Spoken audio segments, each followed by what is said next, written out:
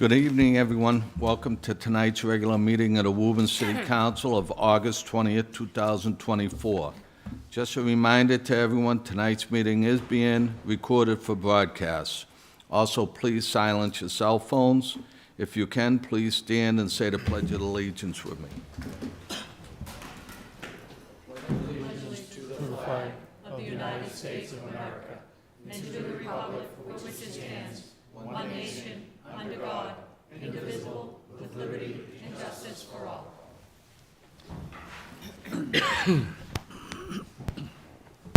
Clerk Higgins, if you would please call the roll. Counsel Campbell. Present. Counsel Demers. Present. Counsel DeMambro. Present. Counsel Ferrullo. Present. Counsel Mercer Bruin. Present. Counsel Papalato. Present. Counsel Toro. Present. Counsel Viola. Present. President Dillon. Present.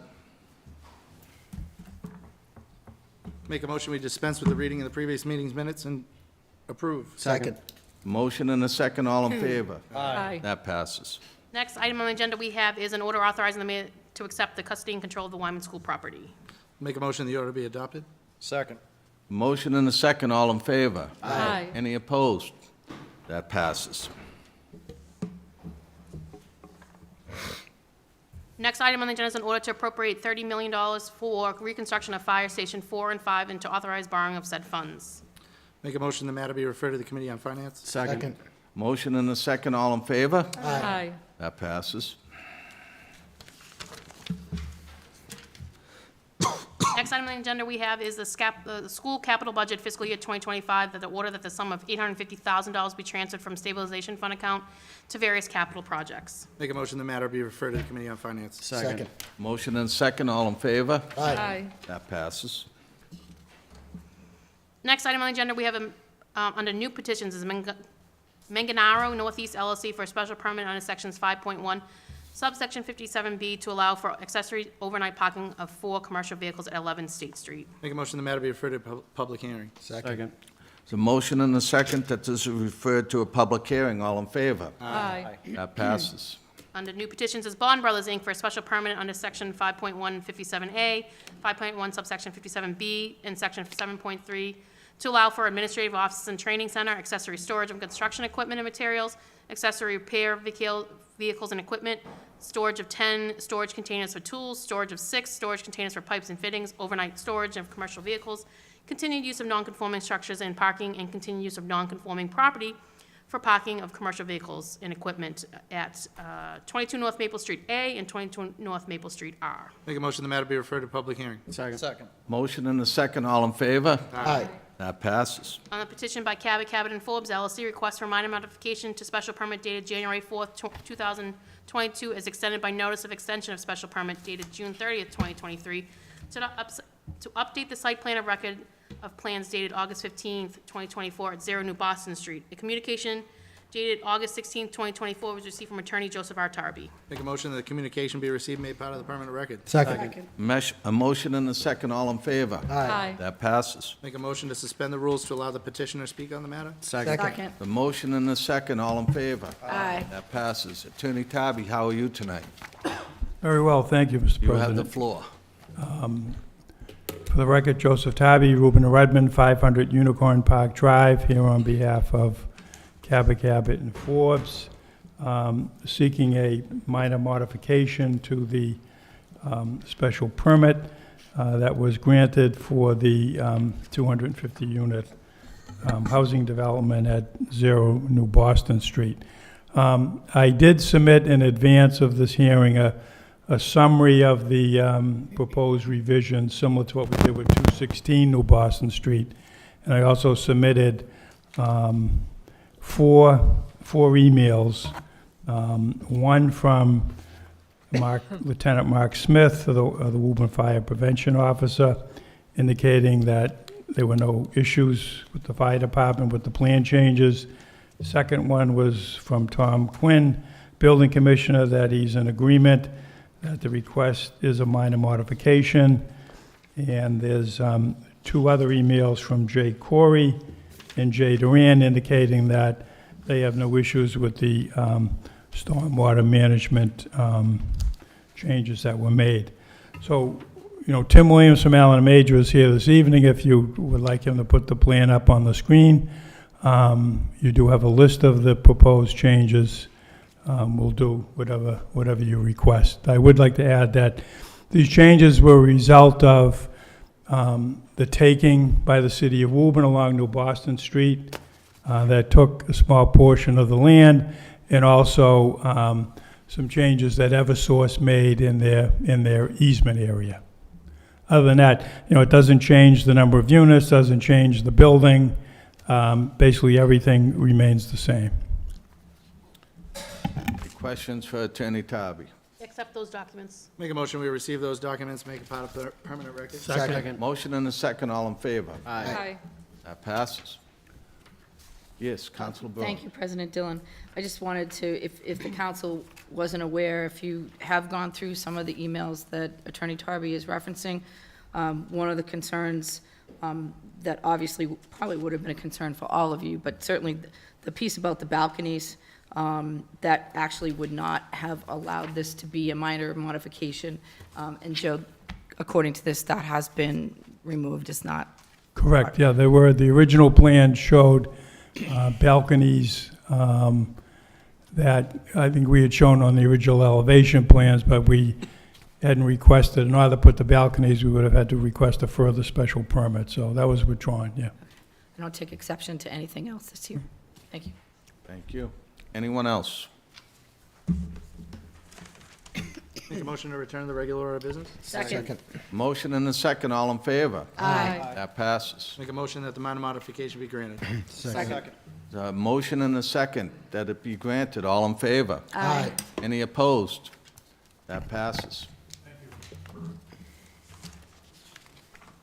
Next item on the agenda we have under public hearings is Hannaford and Dumas Corporation for a special permit pursuant to Section 5.1, subsection 40AB, subsection 42, subsection 57B, section 7.3, and section 8.2.5, and section 15 to allow for construction of two-story addition of approximately 6,960 square feet of additional gross floor area with overnight parking of one box truck and the reduction of parking at 24-26 Pond Street.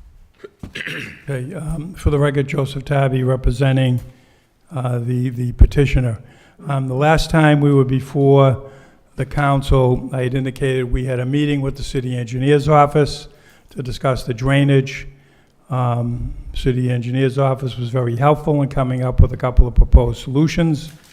So the site engineer started to move forward with on-site drainage, and it was discovered that there was an activity and use limitation recorded on this property.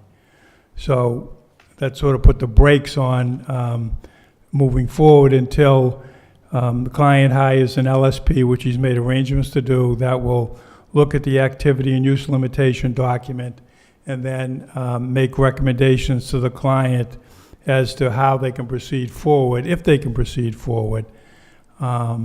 So I'm requesting a further continuance to the second meeting in October, and if we don't have a solution by then, I would recommend to the client that we withdraw the application and then refile it once we have a good solution. Any questions? Yes, Counsel Brown.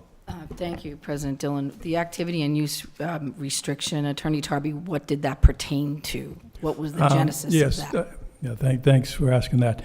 Yeah, I guess at one point a number of years ago, like many properties in that section of Woburn, the south end, there was a tannery on the site. So at some point there was an activity and use limitation placed on the property. Thank you. Anyone else? Make a motion to open the public hearing. Second. Motion and a second to open the public hearing, all in favor? Aye. That passes. Is there anyone here that would like to speak in this matter? Please come forward. Seeing no one. Make a motion that the public hearing be continued to the regular meeting of the city council on October 15th. Second. A motion and a second, all in favor? Aye. That passes. Next item on the agenda is 25 Everett Street Realty Trust for a special permit under sections 5.1, subsection 5, and 8.3.3 for the construction of a mixed-use building and consisting of commercial space and 8 residential units above it, and the use of municipal parking fields to meet the parking requirements. There are several communications that have come in. Communications dated August 20th, 2024 was received from Attorney James A. Giuliano with respect to the following revised plans, drainage analysis, and revised sheet 8. Further, communication dated August 20th, 2024 was received from Jay Duran, the Superintendent of Public Works. In addition, a communication dated August 20th, 2024 was received from Greg Rayum of the Assistant Engineer. Make a motion that communications be received, made part of the permanent record. Second. Motion and a second, all in favor? Aye. That passes. Attorney Giuliano, how are you tonight? Good, Mr. President. Good evening, council members. For the record, Attorney James Giuliano, Giuliano Law Group, 607 Main Street here in Woburn, on behalf of my client, 25 Walnut Street Realty Trust. With me here tonight is the manager of the LLC, along with Jack Sullivan, who's the engineer, who will be speaking in a little bit, just to clarify some last-minute revisions from Jay Duran and Greg Rayum. As you know, just a small recap, we are seeking a special permit under Section 5.1 and 8.3.3 to construct a new building located at 0 Walnut Street, which is in the downtown business zoning district, contains 5,000 square feet of land, 51 feet of frontage. Since the last meeting, as the clerk suggested, we did supply some information as of today.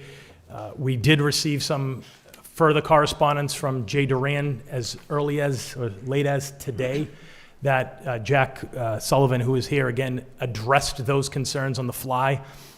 So he will be here speaking as to what those changes were and the one outstanding small item that we feel. So he will come up in a second.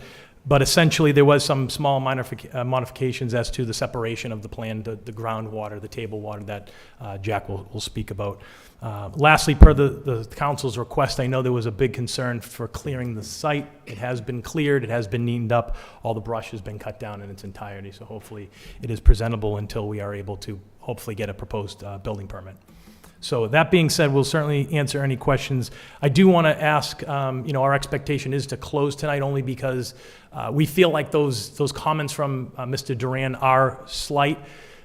We don't want to, I know Mr. Duran is very, very busy, so those comments are coming late, so I just don't want to have to do this again at the next hearing where we're, sort of answering questions on the fly and kind of playing that continuance game. So, if there's any outstanding issues that the council does have, we can certainly put that in a condition and be more than happy of doing that. But I think we've accomplished what we needed to accomplish, answered all of the questions and concerns of Greg Rayum and Jay Duran at this point. So I will bring up Jack Sullivan to just mention a few of those highlights as to what changed with regards to the drainage, and we will certainly answer any further questions the council has at that time. Thank you. Welcome, sir. Yeah, thank you. For the record, my name's Jack Sullivan. I'm owner of the Sullivan Engineering Group. I spoke with Jay Duran this afternoon. He reviewed my drainage design. He was okay with it. His only concern was we did the soil testing on this site in February of 2021. He was concerned last fall with some of those flash flood events. Some of the residents on Everett Street had concerns with drainage. And there's a high groundwater table, which we know is present at the site. So he asked if I'd be okay with a condition being put on this, if we are approved, that there be a soil test done prior to construction just to verify the groundwater table that I observed in February of 2021. I said I'm okay with that. Questions from the council? Yes, Councilor Toyle. With the testing that you're going to be doing prior to the potential building permit, what are the potential results? Either you're verifying what was already done back in February 2021, but what if it results in something else? Is there? Right, so if it resulted, so what we basically go out with a backhoe, we dig a hole, usually in the spring season, your high groundwater season. We get an elevation of where the water table is. If for some reason it's higher than what I'm showing, I'd have to adjust my drainage design because I need a 2-foot separation from the water table to the bottom of my drainage system. That's in the Mass DEP stormwater management standards. I don't anticipate that, but if it most likely it would only change a few inches. We're not talking feet, and I'd be able to make changes to the design plan. But it would have to be reviewed and approved by the engineering department. So this would be something that would be done prior to the issuance of the building permit? Correct. Gotcha. Thank you. You're welcome. Councilor DeMambro. And if I just may interject too, if there's anything that is we feel is major or minor, we would obviously seek modification from the council if it becomes something that's an issue with regards to grading in height and things of that nature too. So just to further up on Councilor Toro's question. You- And I guess my question would be, sir, that in your studies down there, you took and you looked at all of the drainage currently existing on Montvale, Everett Street, Walnut Street. We have adequate drainage there, just because I know it's a low-lying area as it is, so the drainage there is, I didn't get into the municipal drainage system on those streets. In fact, my last design, from our side, I had an emergency overflow out to Everett Street. Jay Duran had concerns with that. He said there's been issues with the drainage system in Everett Street. He didn't want a directly piped discharge out to Everett Street. That's why I increased the size of my drainage system to handle everything on our lot. okay. But the runoff from this lot isn't gonna contribute to any issues currently that we're experiencing if we have those heavy rains. Correct. I'm On Everett and, whatever trickles down Montvale and Walnut, because again, it seems like everything catches into that basin. Right, so I'm tasked with, I look at a pre-development scenario, so right now there's nothing on the lot, it's wooded. And then I run a post-development scenario with, now we have impervious cover, and how do I mitigate that impact of the additional impervious area? My drainage study shows I do that for the 2, 10, 25, and 100-year storm event. So there's less volume of water going off the site, and the velocity of water is less in all the design scenarios. And you haven't discussed anything with Mr. Duran or Superintendent Duran on the drains that are currently on those streets? No, he just told, he told me that on Everett Street, there's a history of issues. He didn't want any, I just had an emergency overflow connection into the town system, but he asked if I could increase the size of my own system so I didn't have to have an overflow, which I did. Okay. All right. Thank you, sir. Thank you, Mr. President. Councilor Toro. Just another quick question for you. How accurate are these studies? I know they're studies and they're taking in potential situations, right? It's pretty well known that I don't like traffic studies. I've never seen a traffic study that went against the petitioner. So my only question is, because we have a lot of drainage issues in the city, we certainly, like Councilor DeMambro said, we don't want to contribute to any more. How accurate are these studies realistically? So they're models, but what I did is I take, there's different rain events that you design for. So for the 100-year storm, I designed for an 8.3-inch rain event over a 24-hour period. So that's pretty extensive. And as I said, it's models, it's based on soil types, vegetation, coverage. But on an 8-inch storm, that's a pretty good judge, and I have less water coming off even in an 8-inch storm. Okay, thank you. Yep. Councilor Papalato. Thank you. My question isn't around the engineering side, it's more around the parking side. And I know we went back and forth and all around on this. Are we still at 3 spots that are needed in the municipal parking lot? So the original application was, we were putting 5 parking spaces on site for the residential. If you remember, there is 8 proposed units, residential units, requiring 16. We originally came in with 5, and with the reconfiguration of the grading and the garage, we were able to increase it to 7 on site. So now, instead of 11 that were required to be paid into the parking bank, we are only requesting 9 to be paid in. So we were able to find those 2 additional spots based on our conversation on the last hearing, so. So can you be clear, how many are you needing in the municipal lot? 9. 9. So we're buying 9 in, correct. Versus the 11 that was first requested. Because that number's bounced around from They did. a lot to a little, and now it's bumped back up again. Yeah, well, we were looking at the commercial space, and we were proposing to, maybe think about shrinking the commercial space, but we have reduced the commercial space, but not enough to reduce the number of parking. As the ordinance, the ordinance has, anything over 0.5 is a parking space up, and anything below 0.5 is a parking space down. We were sort of on that cusp of like 0.6, so we were still at the spot. But so we are going back to the original of what we said from last meeting. We were able to find those 2 parking spaces with the reconfiguration of the building. Okay, thank you. Councilor Viola. Thank you, Mr. President. Good evening, Counselor. Good evening. I know you spoke in the past saying that you were possibly going to secure parking on adjacent lots or properties. How is that going? So we weren't able to get any easements long-term, only because it was a severe burden we felt for the city.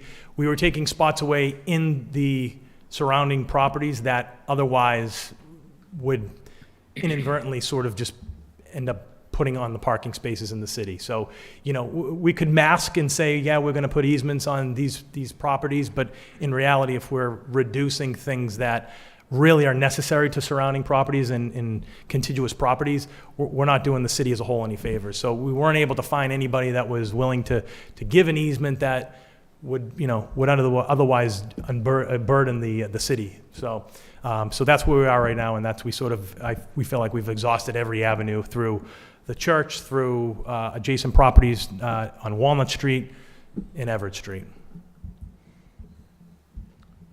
Councilor Papalato. You good? I'm good, thank you. Councilor, Defer to. yes, Councilor Demers. Councilor Giuliano, what's the plan of record? I have August 19th. August 19th is the building plan of record, you're saying?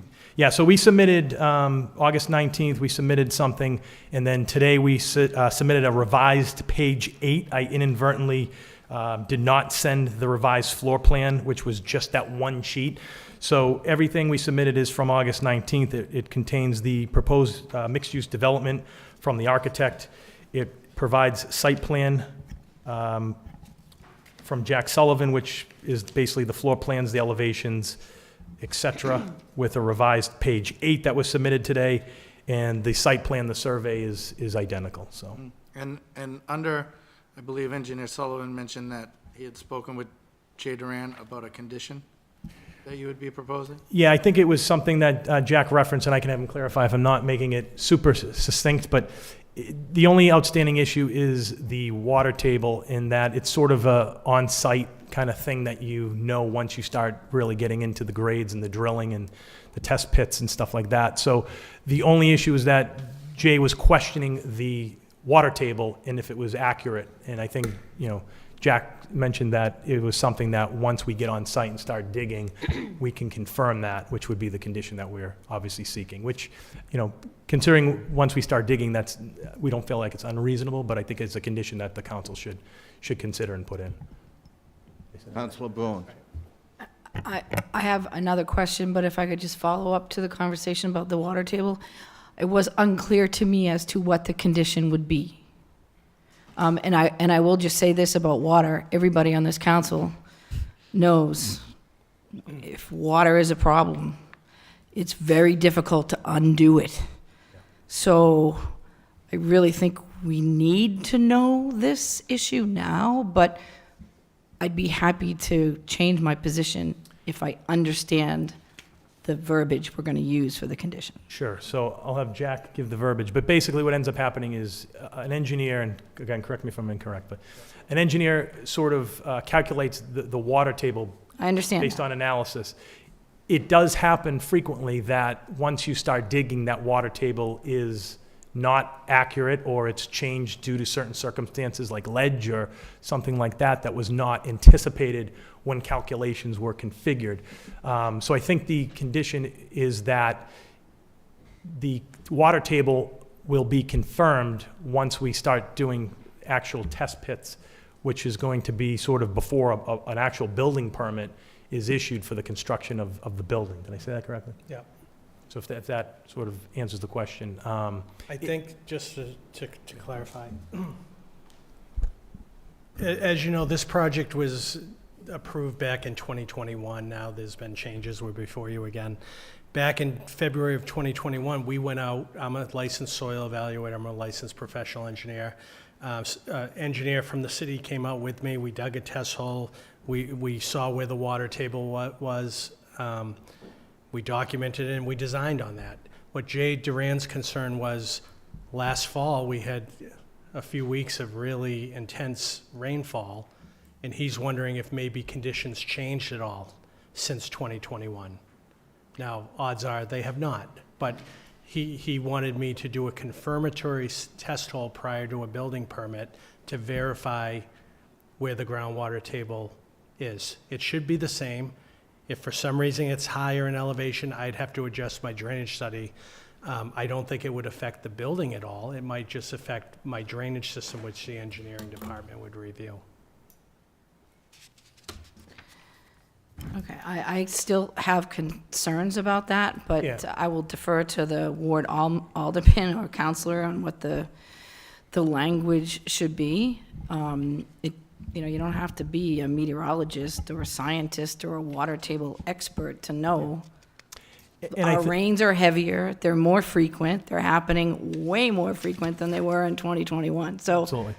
I want to be mindful of it because we have many hot spots in this city already that we need to try to fix. I don't want to add another one to it by accident without doing our homework, that's all. Absolutely. And through the president, if I may answer that, I think what should be added is a contingency or a condition is that if the council is comfortable with this, if in the eyes the superintendent feels that the change of water table is significant enough in a concern of his that we come back for a modification to the city council for the change of plans, which technically we would need to anyways, but I think solidifying that in language in the conditions may make everybody a little bit more comfortable putting it as a condition. And through the chair to the counselor, perhaps the city council or the city council could be given that same report on what the results of this water study is. That's just a suggestion, so. And that wasn't really my original question, so may I go on? Hey. And I don't know if I've asked this question before, I think I might have. I appreciate the work you did to get the number of parking spaces down. It's definitely smaller than it was. But how is it going to work, attorney, when people come to live in this building? How will they know that they don't have a parking spot? So They don't. Yep. They really don't. There's a parking lot which may or may not have a spot for them. So how does that work? How does your client communicate that to the people living there? It's a great question. So, if I may, Mr. President, so if it relates to either a condominium or an apartment building, there is going to be, if in the case of a condominium, there will be something in the condo documents that specifically assign certain parking spaces, whether it's on-site, to those individual unit owners. If it's an apartment, that would be specific in the lease agreement that states you have underground parking space X or Y, or it may say you have to park in the municipal parking lot. Which may or may not be available to you. Which will be at any disclosed. given point in time. 100%. Especially if it snows.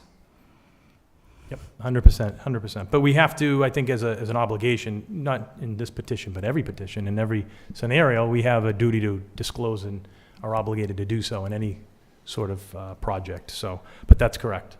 So certain ones will get those parking spaces and others, may not. That's understood. I just want to make sure the people who Yeah. aren't getting them know that Yeah. when Yep. they sign on the Absolutely. dotted line. Absolutely. Okay, thank you very much. You're welcome. Councilor Campbell. Hi there, good evening. How are you? Getting to the 7 spaces is really good, but we're still in need of 9. And I agree with Councilor Mercer Bruin. I am concerned about this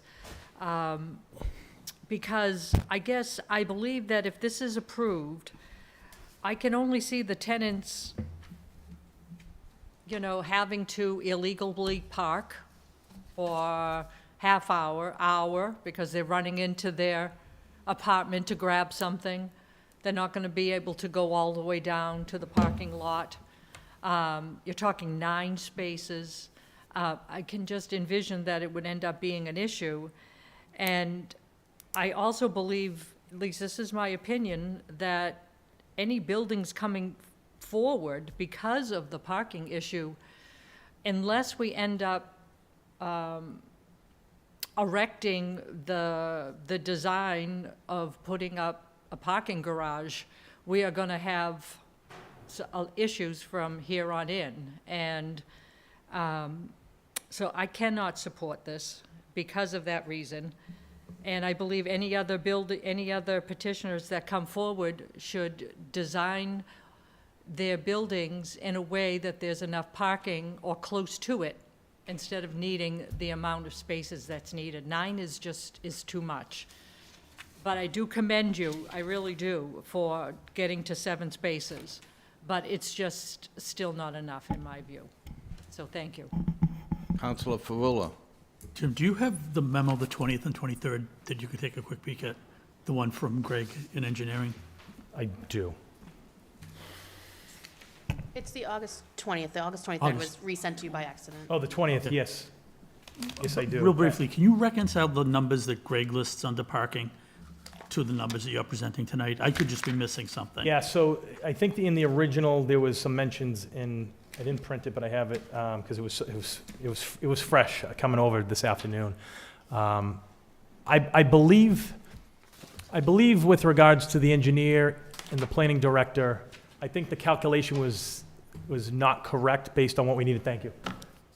Refresh my memory.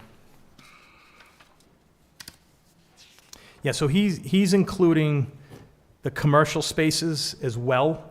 So I think he is assuming that we are buying all necessary parking spaces into the parking bank, which is not accurate. Obviously, the commercial under the ordinance is given within a municipal lot within 500 feet without a special permit. So we have to take those spots that are commercial out of the equation. And I think that's what he did, and I think the first memo mentioned that as well, is that they were considering us buying all of those parking spaces into the parking bank, which is not correct.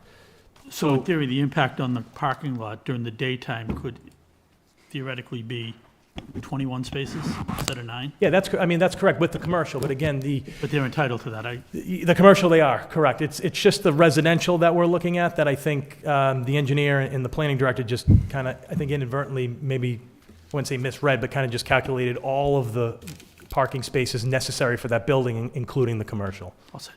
All set, I have one. Thank you. Yes, Counselor Toro. Thank you. I think since the petition came in front of us, one of the big points of contention were the spots in the lot, right? As you mentioned, Attorney Giuliano, you and your client and the engineer has done a decent job in trying to reduce the amount of spots. Although I agree, I don't love the idea of the ordinance about letting petitioners or people use our municipal lot. It is in our ordinance, and I think until we address that ordinance, I think it's tough to say no. I think the petitioner has done a good job in reducing the amount of reliance on the space. It's going to clean up a very blighted area. So with that being said, I support the petition. Again, I appreciate your hard work, your client's hard work, and again, I don't love the idea of using the municipal lot, but until we as a council address that ordinance, I think it's tough to say no, in my opinion. So, thank you. Thank you. Counselor Demers. I know you've all have heard me talk about this before when it comes to parking, but I echo Councilor Toro's sentiments, especially when we haven't done anything about our ordinance in downtown. We haven't done anything adding additional parking. We're working on Man's Court, all right? At the end of Man's Court at the actual Magazine Hill, we're going to be picking up 20 to 30 spots back there. But here's my issue here when we're talking about our downtown, is the expectation that you will get a parking spot within 50 feet of where you're going. All right, we have plenty of parking in our downtown area, whether it be Library Park, the library, City Hall after 4:30, the Walnut Hill parking lot, the Hanson School parking lot, downtown both ways on Main Street, and we're gonna have that new parking area that's gonna be created, well, hopefully finished sometime by next spring. So, I mean, we can continually have this argument when petitioners come before us, and I'll continue to make this argument. And I'm glad that Councilor Mercer Bruin has taken a lead role in having this discussed at committee we have this on the agenda for one of our upcoming committee meetings where we need to have an overall holistic discussion about what we're doing. But in my conversations with other counselors, I think there's agreement where it's not necessarily a lack of parking, it's a parking management issue. People don't know where there's parking available, readily available downtown. You know, I frequent a lot of the locations downtown. But here's another thing I want to make a point on.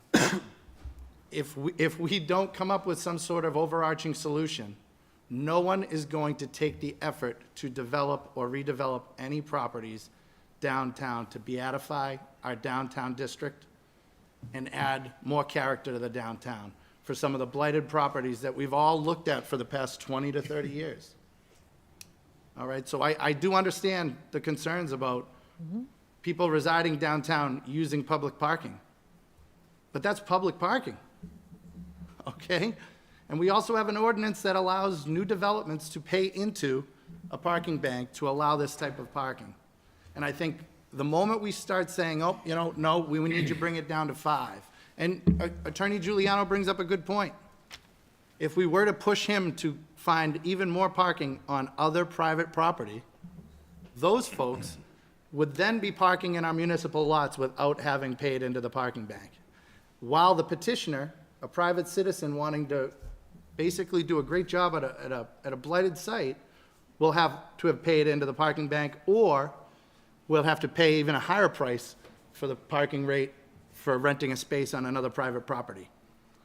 So, I mean, I'm a little leery of moving forward tonight in the sense of, I would love to see a memo from the DPW superintendent basically stating the condition that he'd like on there with regards to the drainage. Because I think, you know, we've been trying to get away from, as a council, approving things with conditions on them that basically are contingent conditions. I know we've done that now with the Conservation Commission. We want to make sure that we have these recommendations. I'd love to see that. I'd love to move this forward. I think this is a great project. The parking thing isn't that big of a deal for me right now because I think this is the only way we're going to attract redevelopment downtown, and that's the only way we're going to beatify the downtown area. I mean, I'm willing to work on a few conditions here, but I think, and I know you don't want to, Attorney Giuliano, but if we could continue this one meeting, have a proposed list of conditions, and then get that memo, and maybe have a rectified memo from City Engineer Room, I think I'd be willing to move forward on this at that next meeting. Because it'll be tied up in a nice, neat bow in the sense of the outstanding concerns that some of the councilors have met. I know you're probably not going to be able to deal with the parking issue. And at that point, everybody's made their own bet on their vote. Right. But I think at this point, it's, you know, it's a nice project. They've done a lot of redesign. They did a whole redesign of the project in order to fit more parking on the site. You know, until the city as a whole gets it together with regards to any additional parking downtown or a different ordinance or a parking management plan, we can't, I don't think, in my opinion, we can penalize a petitioner for basically going by the rules that are currently in place. Thank you, Mr. Chairman. Thank you. Councilor Boone. I just want to make a couple of comments. The first is that remind everybody that this is a special permit. So regardless of what the ordinance says about parking, it's in front of us because it's special. And Thank each you. and every single time, we must decide, is this one okay? That one yesterday was okay, but maybe this one today is not okay. And here's the reasons. So we're in full authority to do that, regardless of what that ordinance says. On the other side of the coin, I'd like to commend my fellow city councilor for making the first argument that I've heard about the parking, that I will absolutely support this tonight. Because as you pointed out, this isn't about, I want to park in front of A, B, or C. We have a couple of other places in our city where people are very upset about parking, but there's a lot of it. But it's just not in front of the place where people want to go. And at the end of the day, I really think that we as a city need to do a better job of letting people know where those parking spots are. I don't think we have it on our website. Maybe it should be on our website. And when it comes to private developments, there's other things that I think this council can do to address some of the concerns I alluded to, which you'll be seeing come forward soon. I will support this tonight. One of my biggest issues with all of this is I just want the people who are buying or renting to know what they're getting or not getting. That is very, very important. Because to me, I can't even imagine someone would buy or rent not having a guaranteed parking spot, but maybe they will. So I will support it tonight. You've done a lot of work to try to get there, so has the city councilor, Demers. So I'll support it tonight, and we will be working on this ordinance in committee. And I think it's time that we did look at parking management, but we should also be looking at what our surrounding cities and towns are doing with parking. And part of that includes meters. And I know nobody wants to have that conversation, but it's time. So, having said that, I'm done. Thank you, President Tillon. Thank you. And just from the chair on your concern, Councilor Bruin, if my memory serves me correct, when we had a petition on Montville Ave, and I'm not sure if it was condominium or apartments, if I am correct, we actually wrote as one of the conditions that it would be stated that although the developer has the ability to say that there's parking available, it's not guaranteed. Perhaps that would address that concern, just from the chair. Councilor Campbell. Yeah, I just want to make the point, actually, Darlene, you just did, but the point that every petition that comes before us is different. So whether there's an ordinance for that or not, it doesn't matter. We have to evaluate each one that comes. I will agree, Councilor Demers, that you're right. We do have a lot of different places to park.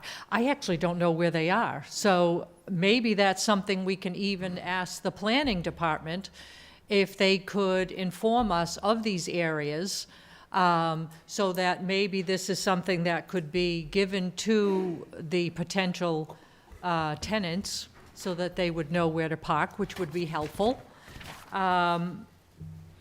But once again, with weighing each one, unless we know where these people are going to park, or we know that they can park for sure behind City Hall, because you're right, at night there's plenty of parking, but during the day there's not.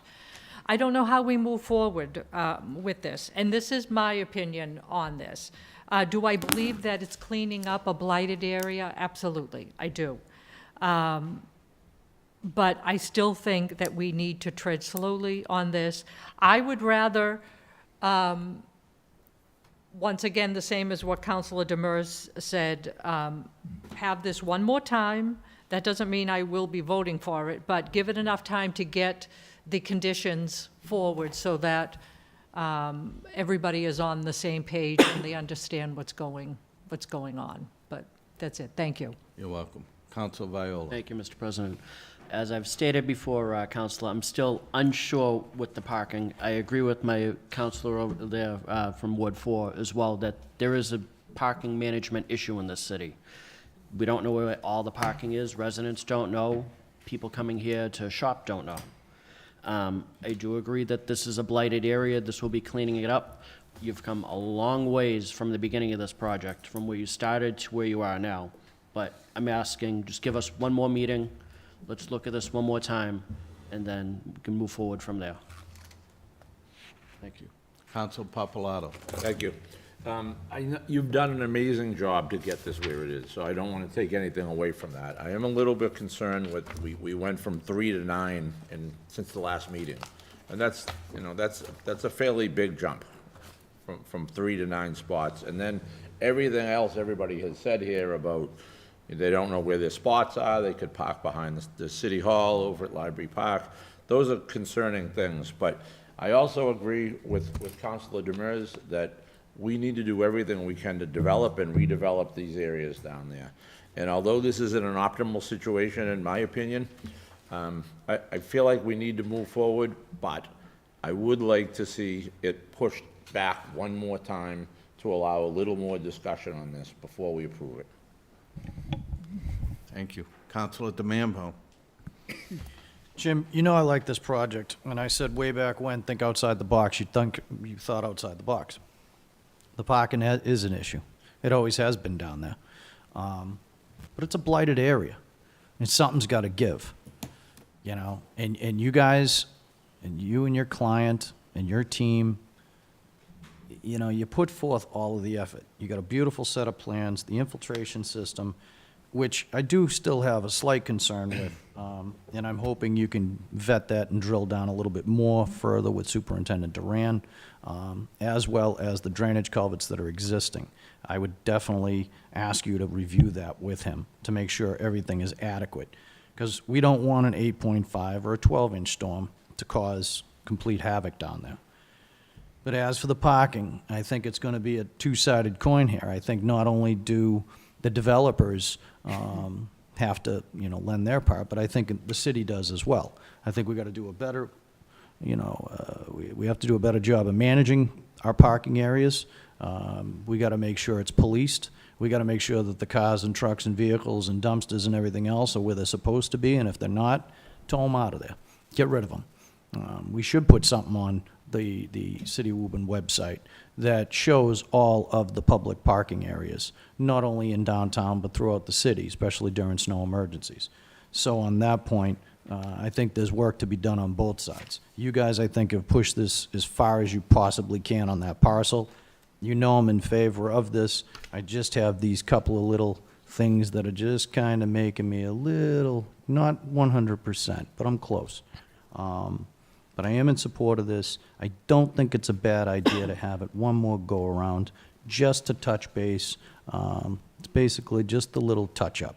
But I see this as a very good project, and I look forward to more coming down the pike to take and modernize the downtown area and rejuvenate it. So I am looking forward to that. So I will be in support of this, but one more shot, I think, isn't a bad ask. Thank you, sir. Thank you. Counselor Viola. Thank you. Counselor, quick question for you. If this does get pushed to the next meeting, would one of your consultants be able to do a study of the parking in that lot up there to see how much is being used at night, and then if there would be room for the potential people that would be parking there? Through the president, I think something like that is probably, to be candid, expensive and labor-intensive that we would not be willing, or I should say, not be able to get done in a couple of weeks. I mean, that's a big undertaking to do a whole parking study of a vast area. So I don't think that's realistic. And in a perfect world, I would like to say yes, but I think it's an extreme financial burden, and I don't think it's going to be happening in a few weeks, unfortunately. So, but I respect the comment, for sure. Anyone else? Yes, Counselor Demers. So Councilor Giuliano, it would be feasible if we push it back to the next meeting and we'd have concrete conditions and the concrete plan of record? Yeah, and if I may just comment on a few things. Yes, I think we're amenable to that. I think my only question to the council and I guess minor concern is that we're not doing this again, meaning we're not, and again, I know the superintendent is extremely busy. The city's overburdened, I get that, but I don't want to have to be in the same position as we are today with comments being sent this afternoon and trying to get Jack to drop everything, and then we're in the same position next meeting because I think it's fruitless. But that being said, I think we can probably work on something that, again, we have no issue with continuing this matter. Maybe if we can, make some sort of understanding that if we get comments, I can push Mr. Duran to get something to us a little bit earlier so that we can, give them, rather than just throwing them at you at the meeting, give them to you with enough notice so that we can feel comfortable at the next meeting. We can push them, but I think that's my only concern. I think my colleagues and I just want to make sure we get it right. Yeah. Make sure we have the proper plan As you of should. record, the proper language that would support what Yeah. DPW Superintendent As you Duran would should. expect Yep. with the rainwater table. Yeah, as you should, Counselor. I think, like I said, that's my only sort of concern. And Mr. President, if I just may add, so just to clarify Counselor Papalato's questions, with regards to the parking, we were, you mentioned 2 to 3. It was Our initial application had 5 on-site parking spaces. We reconfigured it to put 7, so we were asking to put 11 into the bank, and now we're only asking 9. So I think the 3 is just, we were looking to get 2 to 3 extra spots on site. We did get 2. So I think we never originally were putting 3 on site. It was just, or 3. So I just wanted to clarify that, just because I know I thought I understood it to be 3 at the end of the last meeting, but maybe yeah, no, I misheard. we've been working hard, and it's understandable, so. Just from the chair as well, please do everything you can to get the information to Superintendent Duran so he can get it back to you in a timely manner as well. We're seeing that happen as well. I certainly will, Mr. President. Thank you, I appreciate that. Councilor Bowen. Just wanted to, so the council, I think we understand, but maybe perhaps you don't know, attorney, and the people at home might not know either. Our next meeting isn't until September 17th. Okay. That is ample time 4 for weeks, you to okay. get what you need to Superintendent Duran, and I would think ample time for him to get back to us. That's almost a whole month away. Yeah. Yeah, if that's the case, I think, Mr. Sullivan and Jay Duran are very close anyways, so I would expect in a couple, maybe a week or 2, but that gives us a little extra time to get everything sorted out, so that's fine. Thank you. And just to clerk Higgins, on that September 17th meeting, I see we have some other items on the agenda that may take a bit. Do you feel comfortable that we can fit this in?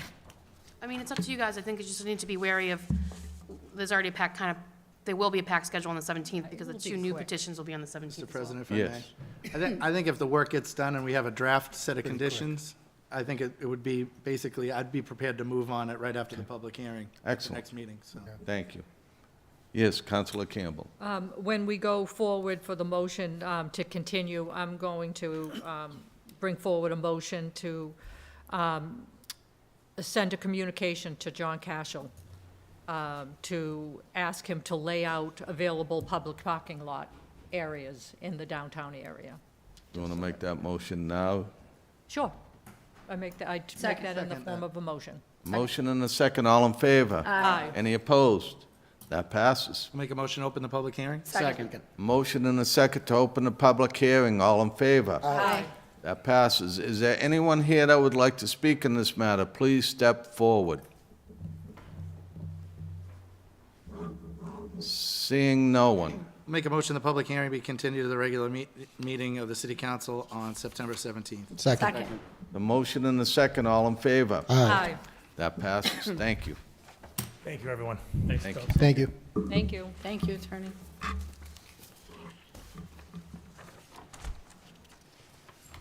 Next item on the agenda we have is 3035 Washington Street Holdings LLC for a special permit under section 5.1 subsection 69 and section 7.3, as well as a modification of a previously issued special permit to allow for a child care center at 335 Washington Street. A communication dated August 14, 2024 was received from John Cashel, the planning director. Also, a communication dated August 19, 2024 was received from Christopher Wilson, the public affairs director, Cummings Properties. And those are the communications. Make a motion that the communications be received, made part of the permanent record. Second. Motion and a second, all in favor? Aye. That passes. Just one moment, please.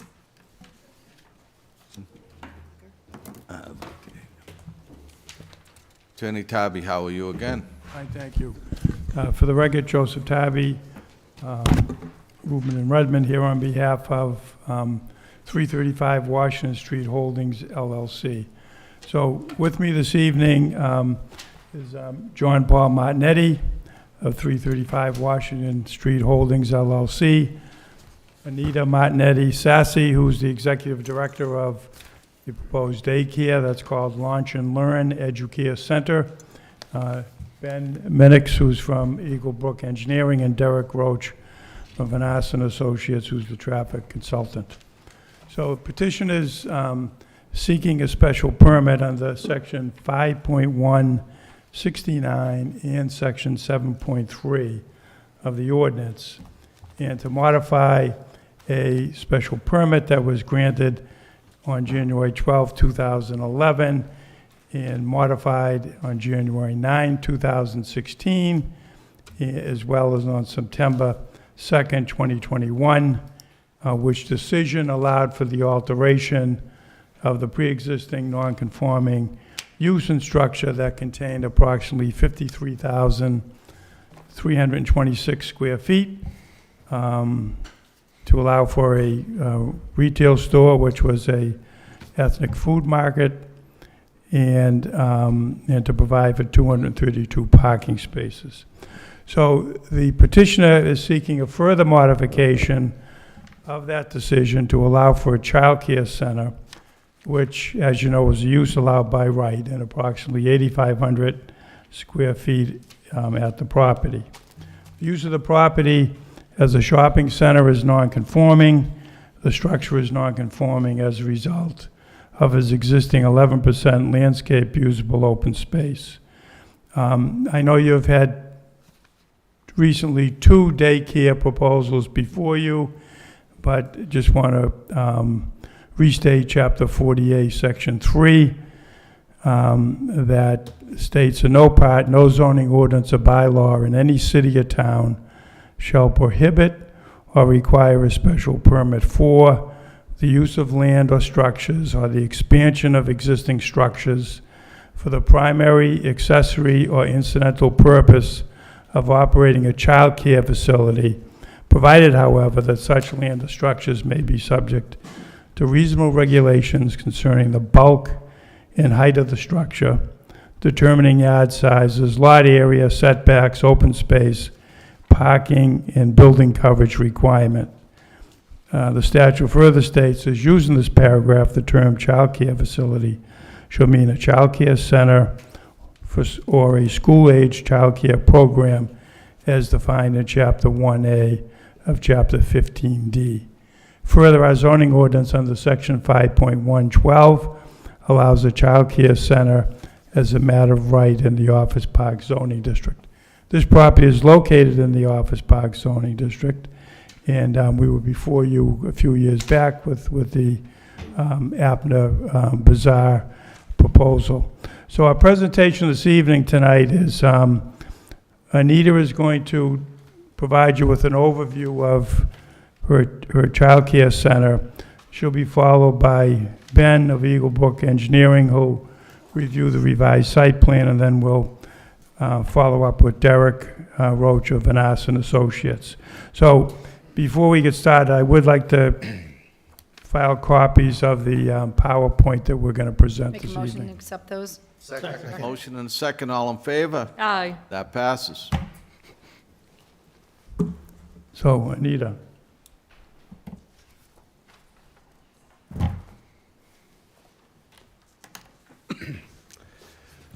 Thank you. Pretty. Oh, yeah, sure. Thank you.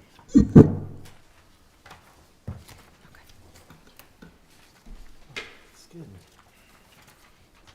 Thank you. Thank you, Madam Clerk.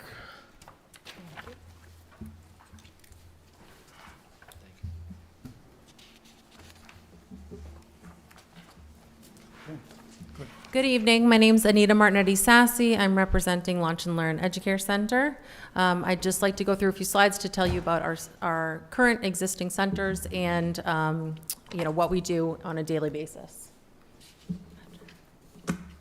A little about us. We are a local family with strong ties to the Woburn community. We're here. We're we have businesses throughout the Woburn community, and we are very involved. We're on site all the time, whether it's, taking care of the facility, taking care of the management of the actual child care center. We're very involved.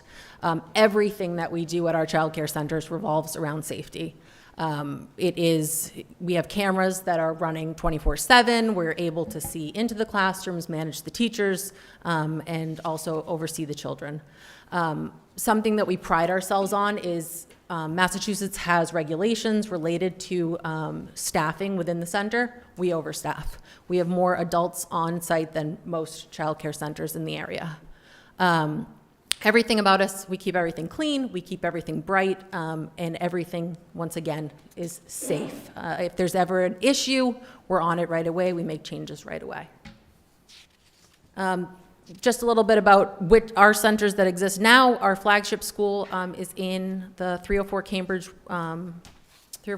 office building in the lower level, on the garden level. It is licensed for 90 children. We opened that in June of 2015. After having success there, we moved to a second center in Medford Square. That center is licensed for 105 children. That was opened in June of 2018. The big piece of all of this is within the, for both of the centers, there are over 200 children on wait lists. There is a huge need in this area for childcare, and quality childcare, not just any childcare. A little bit about us. We're open from 7:15 in the morning till 5:45 at night. We offer part-time enrollment and full-time enrollment, so there are children there for 2 days a week and children there for 5 days a week. We are a full-year program, so we're not operating on the school calendar. We are open year-round, and we have rolling admissions. So as spaces open, if people move away, we're opening spaces up. There's more availability. Parents are constantly receiving updates throughout the day electronically, and are able to contact us throughout the day as well.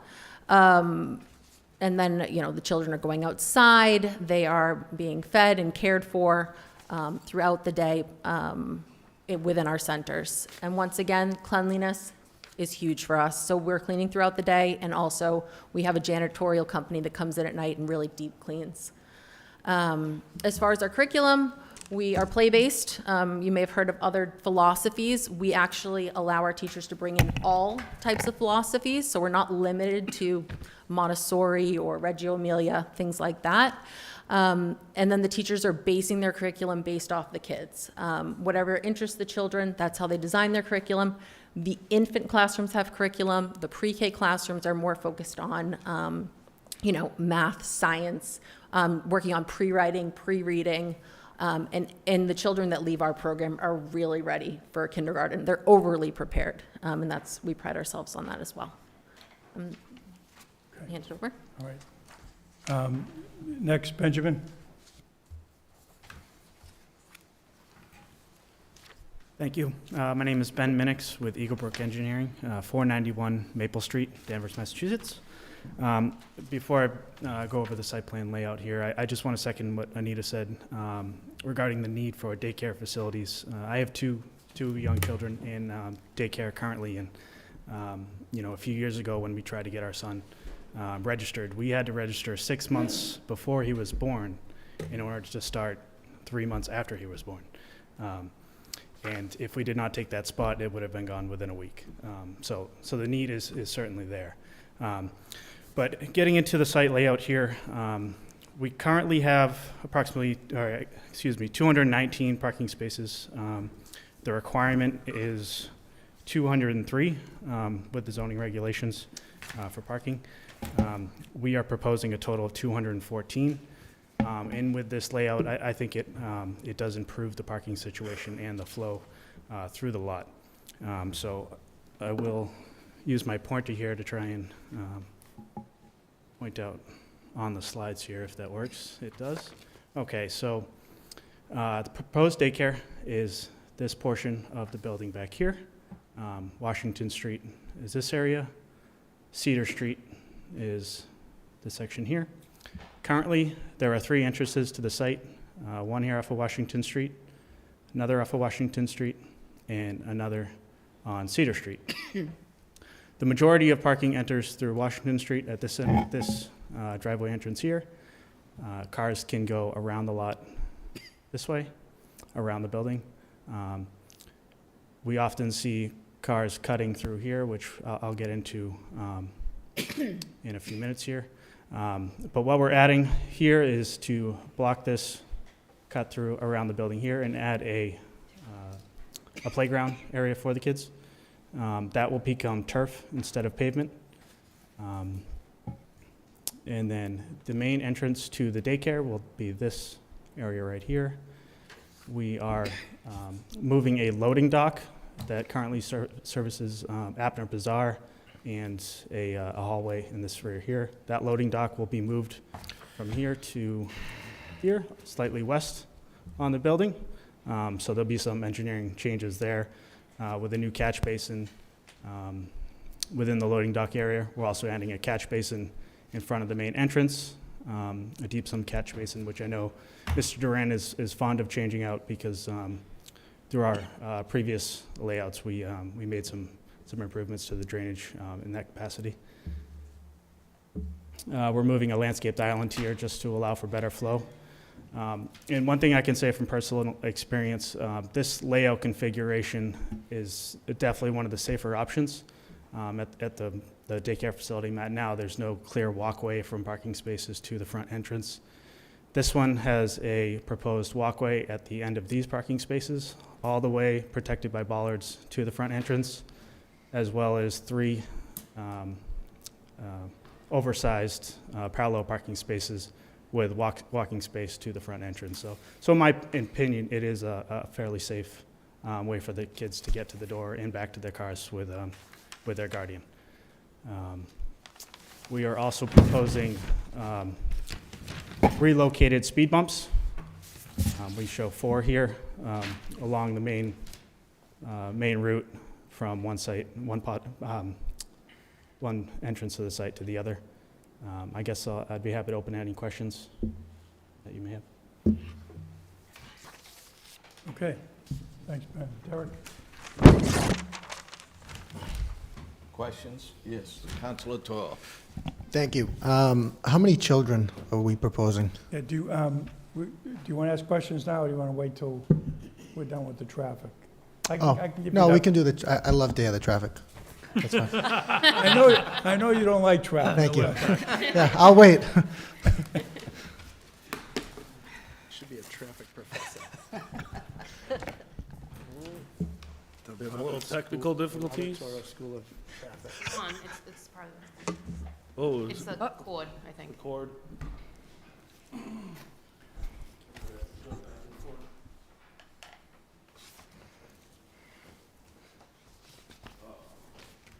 There we go. Hello, for the record, my name's Derek Roach. I work with Vanessa and Associates, 35 New England Business Center Drive, Andover, Mass. We did the traffic study. It was prepared in consultation with state guidelines and for traffic impact assessments, and with the City of Woburn engineer, Jay Corey. We studied 5 intersections in the vicinity of the project. Traffic volumes were collected in April 2024.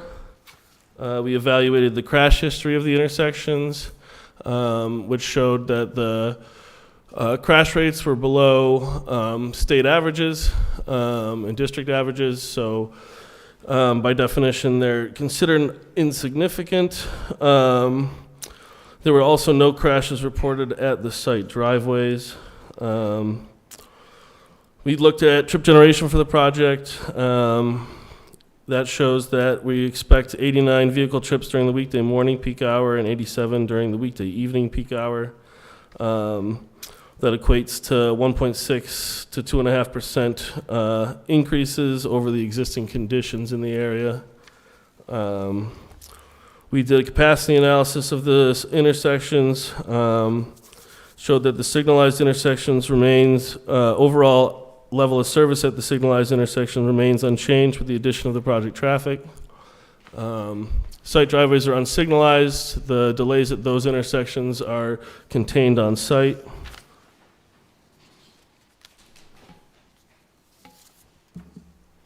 This is just a quick aerial of the study area, the site, the 3 site driveways, and then Washington Street at Streeter, and then Washington Street at Salem, which were the 2 signalized intersections we looked at.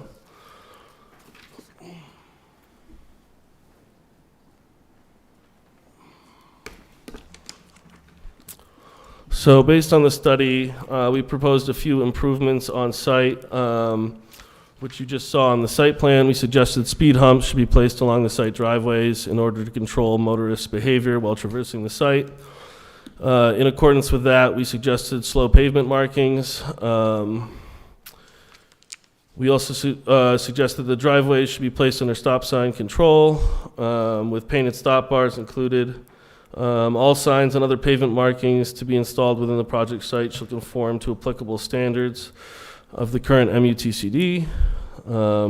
Any signs and landscapings adjacent to the project site driveways should be placed out of the lines of sight so as not to restrict site distances. And similarly, any snow windrows that develop, which is just buildup of snow on the side of the road, should be immediately removed out of the project site driveway so as not to reduce site distances. And that's it. I could pass it back up to Joe. Okay. So to Councilor Toro, the number of students are 122. Both. Can I continue to go? Thank you, Joe. Can I comment on the traffic? Thanks. Actually, I think it's a good thing. So, correct me if I'm wrong, Joe, most of the times, or since I've been on the council, most of the traffic studies don't necessarily look at the specific area in which they're going to, but more the use of that actual petitioner's project. This one, it seems like, actually took some study data from the intersections of which the project is going to be placed. Am I hearing that correctly? Do you want to explain, Derek, how you got to your numbers? Yeah, so we actually went out and did traffic counts, weekday morning peak hour and weekday evening peak hours. So weekday morning period, which got us the weekday morning peak hours. So weekday morning period, 7 to 9 a.m., weekday evenings, 4 to 6 p.m. So we collected those traffic volumes, turning movement counts at all the study area intersections in April 2024. That is typical of traffic studies, so that you would do those counts. So that's of that aerial area of the where the project actually is going to be, right? That's what you're saying? That's correct. So not that I expect you to actually put in a report that it's going to increase traffic and we shouldn't approve it, but I do appreciate actually getting data from our local area because, again, that has been a issue of mine with some of the traffic studies in the past. And you said 122 students, Joe? 122 students, correct. Okay. And it doesn't mention it in the actual daycare, is it rolling drop-offs and pickups? Is it Yes. set times? Do you want to address that, please?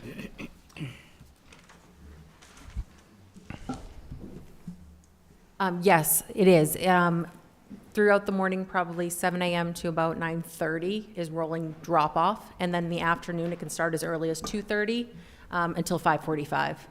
There are, children coming and going throughout those times. Is it, do the parents have to park, come and grab their kids, or does a staff member bring them out? No, the parents do park and come and take their children, and then handhold in the parking lot as part of our policy to their car. So it seems like 122 children, you have 214 parking spaces, so at face value, it seems like you have enough parking to that way, even in the morning time with students being dropped off, that you'll have enough parking spot where you don't see some of the issues that we've ran into in some of the other daycares where people are queuing up into the street, which, as everyone knows here, Washington Street is not an area that we want that to happen on. So it seems like this is put together a little bit better. So thank you. I'm all set. Thank you. Councilor Bruin. Thank you, President Dillon. I don't know if anyone made a motion to accept the letter that we got from Cummings Property in support of the proposal as they've seen it today. So moved. It was accepted already. It was, okay, thank you. I don't think I see anything else here. I also, Attorney Tarby, I don't see anything yet from Jay Corey. Any comments? Did I miss that? I just want, Jay Corey is retired, so I'm it'd be- sorry, from our engineering Consultant? department. Or- I'm Yes. sorry, I apologize. I know he's part-time, retired. So, at the request, I think, was it Jay Duran, Ben? At the request of Jay Duran, some of the stormwater's been modified. The plan you saw tonight is a revised site plan that we're going to provide copies of to you this week. Okay. And then, so it's an ongoing review. Is that correct? Again, Ben Minix with Eagle Brook Engineering.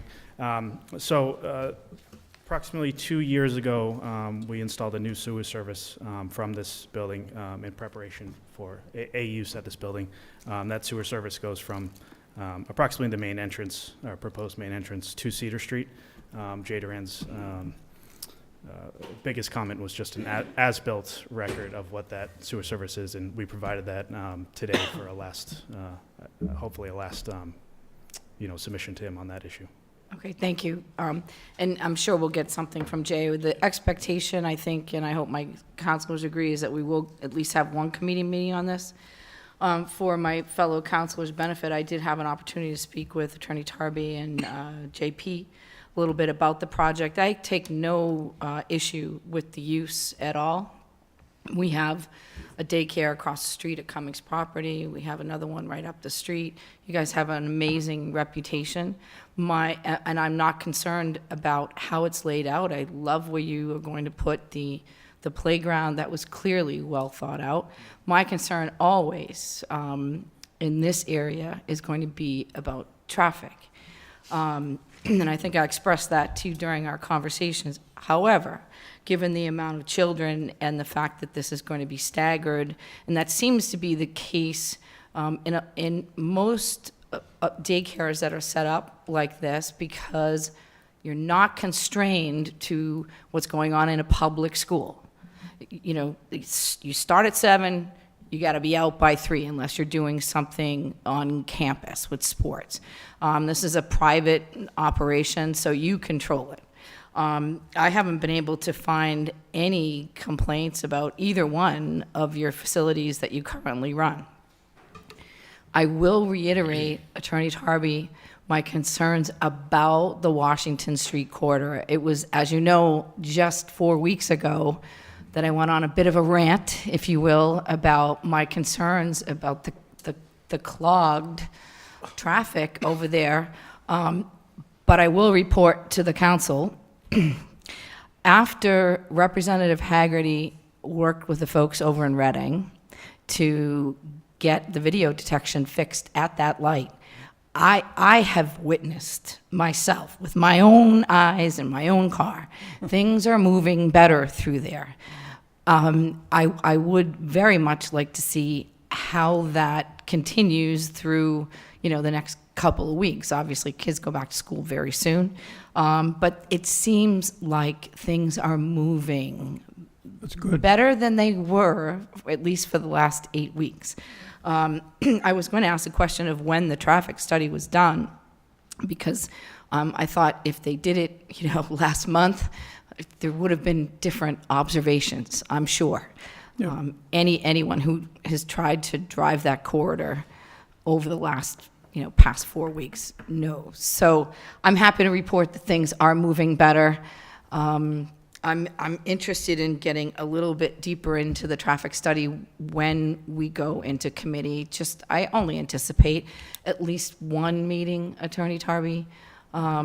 Again, this is clearly a use that is needed. It's a use that is certainly clean, and again, your reputation is impeccable. So I just want to be sure that we have the traffic pattern right in terms of the entrances, which entrances can be used and perhaps shouldn't be used. Might be part of the conversation as well in committee. But at this point, I take no exception to it. I hope we can come to an agreement on all of it. Thank you. So, thank you. Thank you. Councilor Viola. Thank you, Mr. Chair, Mr. President. Just like housing, which is much badly needed in the state, childcare is needed. This is clearly an example of the right spot for this type of business, we'll say, to go in there. Clearly, other places that we've put daycare centers in might not be the best suited for the area, but this clearly was thoroughly looked at, thoroughly thought out, and I think it's a great idea to put it there in this area. Great, thank you. Councilor DeMambro. Hi, Joe. Good evening. I like the layout of this. My only question is, I'm very familiar with that property. Where the playground is laid out, there's no easements, there's no drains, there's no nothing, there's no roof drains or anything that could compromise that in any way, shape, or form. No, my client owns the entire property. There's no easements over that. And there's no cleanouts or drains or anything I don't know about underground that. that might need accessibility at some point Because if you put the turf down, that could be, as well as, you don't want children playing over a manhole. Yeah, so if you have the site plan in front of you. Yep. Kind of towards the, if you can see the fence around the turfed area. Yes. Bottom right corner of the fence, Yes. there is an existing manhole there. Okay. That would, there's an existing catch basin there, excuse me. That catch basin pretty much collects no runoff right now. It's kind of in a high spot. So that would become a drain manhole, just a solid cover on top. But that would be well away from, the center area from where children were playing. Currently, that's all paved area. That would become turf. So as far as runoff, that's going to be greatly reduced. All that runoff currently goes towards the north and towards the catch basin on the north side of the building. So that's going to be reduced. Just as far as drainage control, we're adding a structure in front of the new proposed entrance.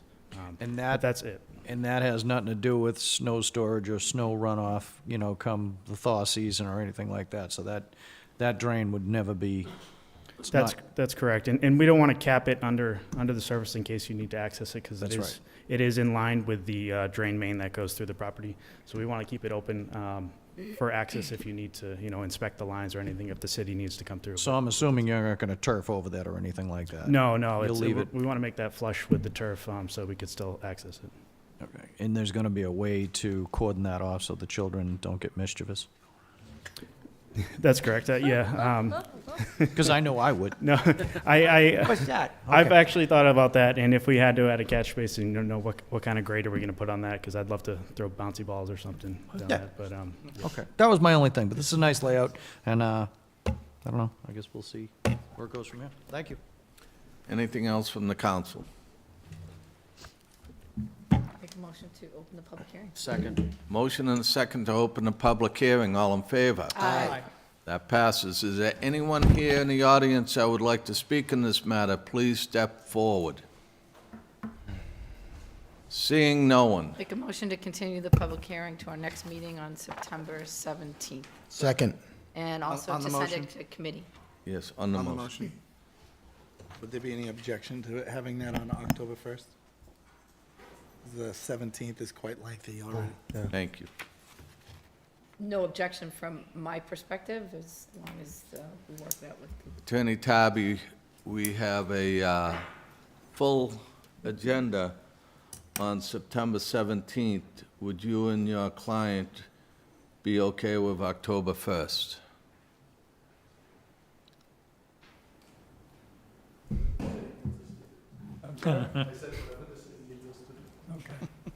Thank you, sir. Through the chair to Councilor Demers, I believe that once we come out of committee, we should be ready to go. I don't think there'll be a lot, just as you said about your petition.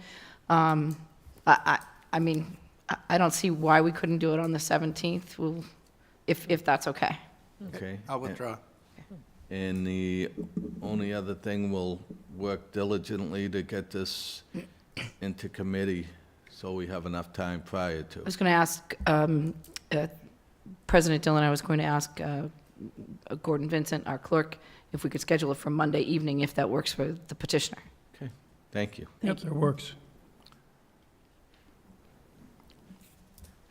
So is there a motion? There's a motion on the floor already. Yep. Okay. September I already 17th, and seconded send it it. to committee. It's been second? Yes. Yep. Oh, motion and a second, all in favor? Aye. Any opposed? That passes. Thank you. Thank you.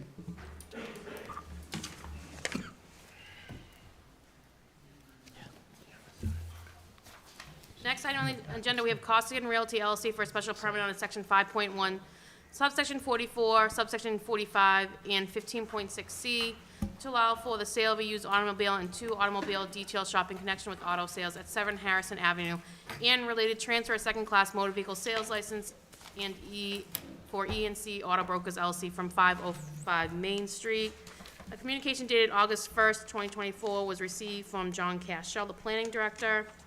And another communication dated August 20th, 2024 was received from LMIU Urga Ends LLC, 505 Main Street, Woburn, Mass, regarding request to continue public hearing scheduled on August 2024. Make a motion to receive the communications, make part of the record. Second. Second. Motion and a second, all in favor? Aye. That passes. Attorney Giuliano, you have the floor. Good evening again, Mr. President, council members. For the record, Attorney James Giuliano, Giuliano Law Group, 607 Main Street here in Woburn, on behalf of Costigan Realty LLC, the applicant, and E&C Auto Brokers LLC, also the applicant, who is the owner of a second-class auto license since 2017. And my client is proposing to use the existing structure located at 7 Harrison Avenue for the use of second-class automobile sales, auto repairs, and auto detail in connection therewith. Before we get started with sort of our overview of the project, obviously, my client and myself are attuned to the letter that was submitted today, so I will address all those concerns following my presentation, because I think it is worth noting to the council members.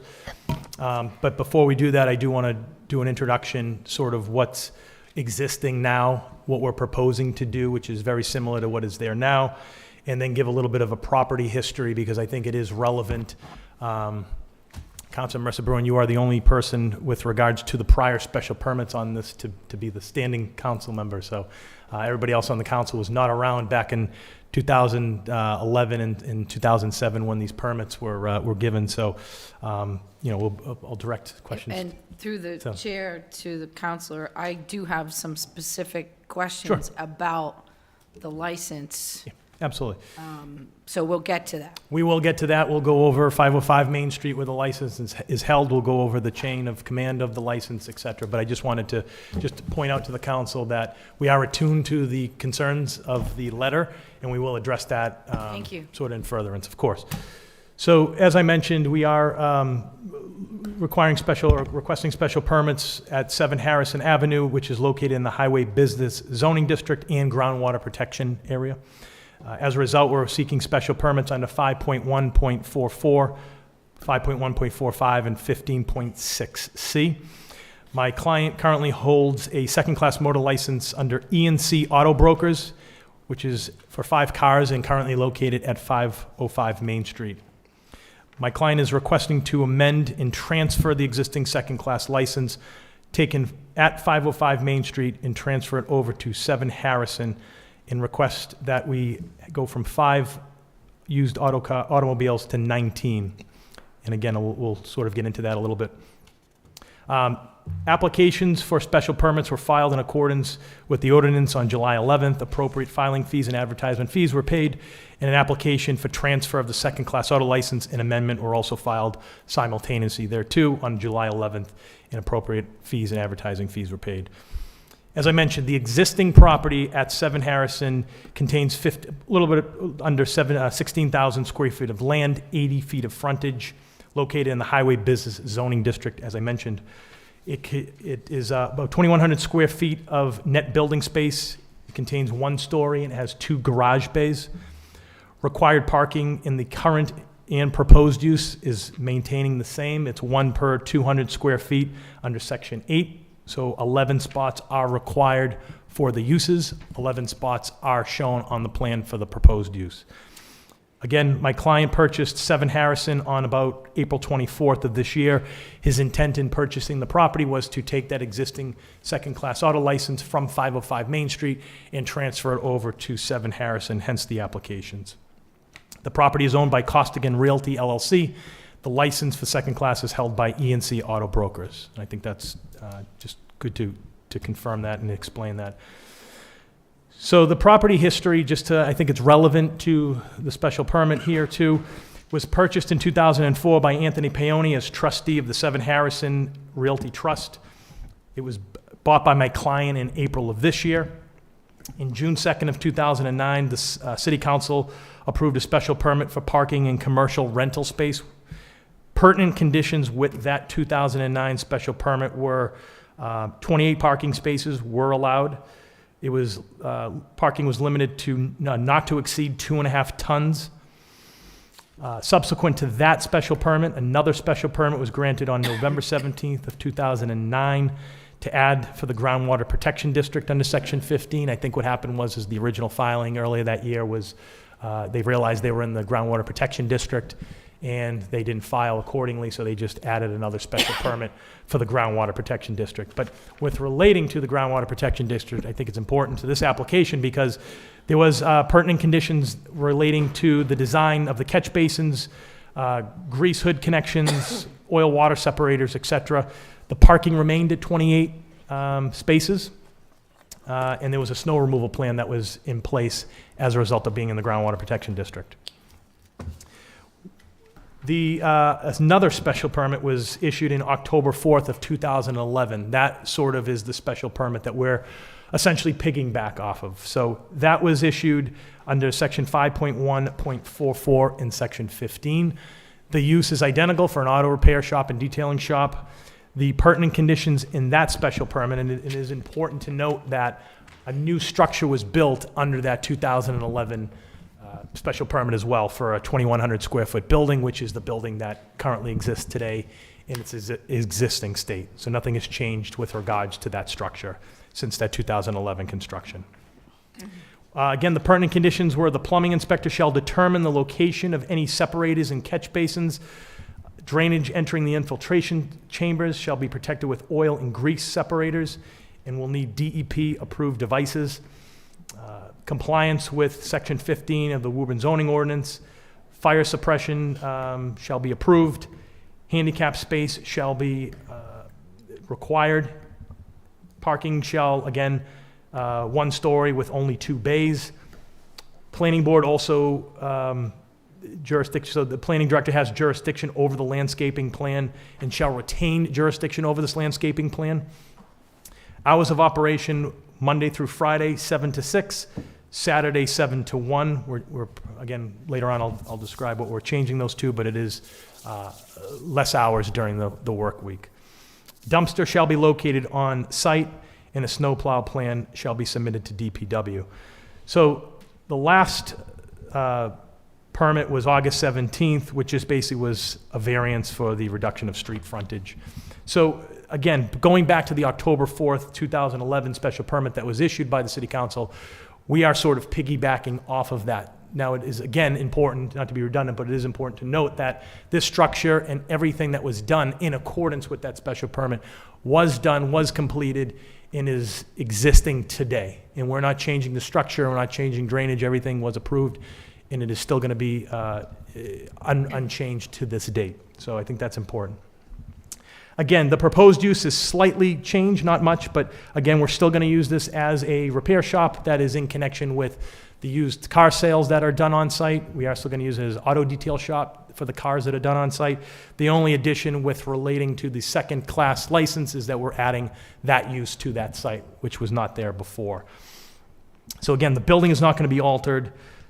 We're, again, adhering and piggybacking off of that 2011 special permit. We're actually sticking with, the important thing is we're sticking with the addition of 2 additional parking spaces. Our request in the special permit is to go to 19 used cars. So the second class auto license will be for 19 used cars. We have 11 spots that are required for the use. So the total will be 30. And again, that special permit was already in place going back a few special permits ago, even from the 2009 special permit that allowed 28 parking spaces. So we're really not deviating much from what was already approved. The hours of operation my client is proposing is 8 to 6 during the work week, Monday through Friday, and 10 to 4 on Saturday with no Sundays. And again, if you remember going back from the 2011 special permit, the hours of operation were Monday through Friday, 7 a.m. to 6 p.m., and Saturday from 7 to 1 p.m. So we're right in line with those existing hours, we feel. Department comments. I know we received something from the planning department, which clearly the special permit from 2011 is sort of redundant with that, but we are okay maintaining that condition that the planning department does have jurisdiction over our landscaping plan. Right now, their request was to, again, sort of beef up the landscaping plan, which my client is willing to plant additional shrubbery on site. Not an issue. There's no violations on this property to date. I think that's important because that means we are at least none we know about that we've been heard of, we are not in violation of any of the special permits that were previously issued, so that's important to note. So no violations. We do not have any other comments from any other departments that I'm aware of. I don't think we have anything from DPW as of today or engineering. And I think that's mainly because of the fact that we're keeping the use and keeping all of the infrastructure that's relating to drainage as it is. That was approved in 2011. I think this is a good fit for the site. As you know, Lannon, new car is right across the street, factoring in many, many more cars. We're proposing 19 more cars, so it is indicative to that corner of Wynn Street and Harrison Street. More importantly, it moves the cars that are on 505 onto a space that is allowable for more parking spaces. So it's getting it out of that downtown sort of congested area and moving into an area that, again, is right next to new car that is sort of fits in with the neighborhood in that regard. So it does a few things. Now, I guess maybe to bifurcate the hearing, we can sort of answer any questions with relating to 7 Harrison, and then maybe, or it's up to the council, I can sort of go over the existing license now, if the council wishes, and describe 505, or we can kind of, like I said, split it and make it a little bit more cohesive, but I'll do whatever the council wants. Council Viola. Excuse me. So you're saying that all the oil water separators and the catch basins are all in good working conditions? Good working conditions, maintained, nothing has changed, correct? And then also on your letter from July 11th, you stated 30 automobiles that'll be there? Yeah, so I wanted to clarify that. I'm glad you asked. So 30 automobiles, including the required parking of 11 spaces. So that is, for the second-class license, we're requesting it be amended from 5, which exists at 505 Main Street, to 19 cars, which that site, we feel, holds it. All right, thank you. Councilor Mercer Brown. Just real quick, back to Engineer Duran. You said you didn't have any comments from him or anyone else. Did you ask for comments? I spoke to Jay, via email, and we haven't gotten anything. I did reference the fact that we were on for tonight with Zero Walnutty in this, but, which I understand he's busy, and so he mentioned to me he's prioritizing, the review that is coming in accordingly. So I think this was probably, he just got around to Okay. Zero I just wanted to make sure I understood Yeah, that it wasn't, that we won't be getting anything from him. Yeah. Just wanted to make sure I understood. If he said to you, I don't have a problem with it, I don't have any comments, normally we would get even just a one sentence Something, saying, yeah. I've reviewed it, I don't have any comments. So I just wanted to clarify yeah. that. Yep. Yeah, and I don't know if he's gonna have comments. We haven't had any to date is what I'm experiencing, but Okay. he could very well. I do have questions about the license that I just want to understand. So I can, So your client held this license at a different site and wants to, for selling cars, correct? that's correct, yeah, And he was at 505. correct. And the license was for to sell 5 cars. Correct. And you're saying he never was in violation of having more cars there than he was supposed to? There were never any issues at that site? Is that accurate? A couple times. Can you, Um, thank you. How you doing, Council? I'm Chris Costigan from Costigan Realty and ENC Auto Brokers. Yeah, there was I had to come in here for one meeting when there was too many cars on site. When they took over, when the building was sold and all the Amazon vans started coming in, there was no parking whatsoever. So I rented a place on Salem Street to put some cars. And I've been actively looking for a new place to conduct business ever since the building was sold in Woburn, and obviously that's very difficult. Sure. yeah. So this opportunity came up. I figured it was a good place, and I came in and talked to actually Lindsay was my first person I talked to about transferring the license, and then I got legal advice moving forward. Okay. And that was, thank you very much, sir. I appreciate that. So that was the other thing I had some questions about. If you could take us Yeah. quickly through that transfer. And for the council's benefit, I did get a couple of phone calls about this, and I expressed my concerns to the counselor of the ward. And my only concerns is I want to make sure, I think I know the answer, but I'm going to ask it, of course, here. I just want to make sure that all the ducks were lined up as it relates to this license. So I have Can I a, ask one question before you start? Sure. Counselor Ferrullo. What's the name on the license before you start? ENC Auto Brokers LLC. And who owns ENC Auto Brokers? Chris Costigan, my client. Solely? No, he still is the owner. But he's of- the only one? Correct. Yeah, and so if, Mr. President, I can go through sort of the chronological timeline of not only the building, but the license itself, because I think it'll make sense once I go through it. Thank you. So the property at 505 Main Street was owned by Peter Carboni and Sons and was transferred to ENC Inc., which the manager was William Charest at the time. That was back in 1994.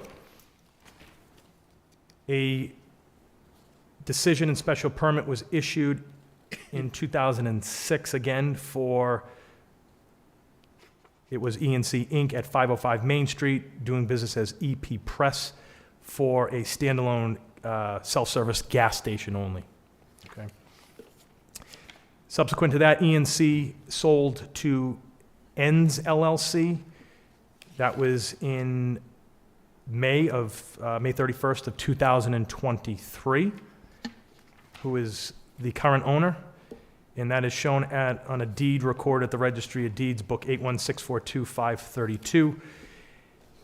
Subsequent to that, well, I shouldn't say that, but Ends LLC, as I pulled from the Secretary of State, is owned, and if he's here tonight, I severely apologize. Well, he's known as Alex Erga.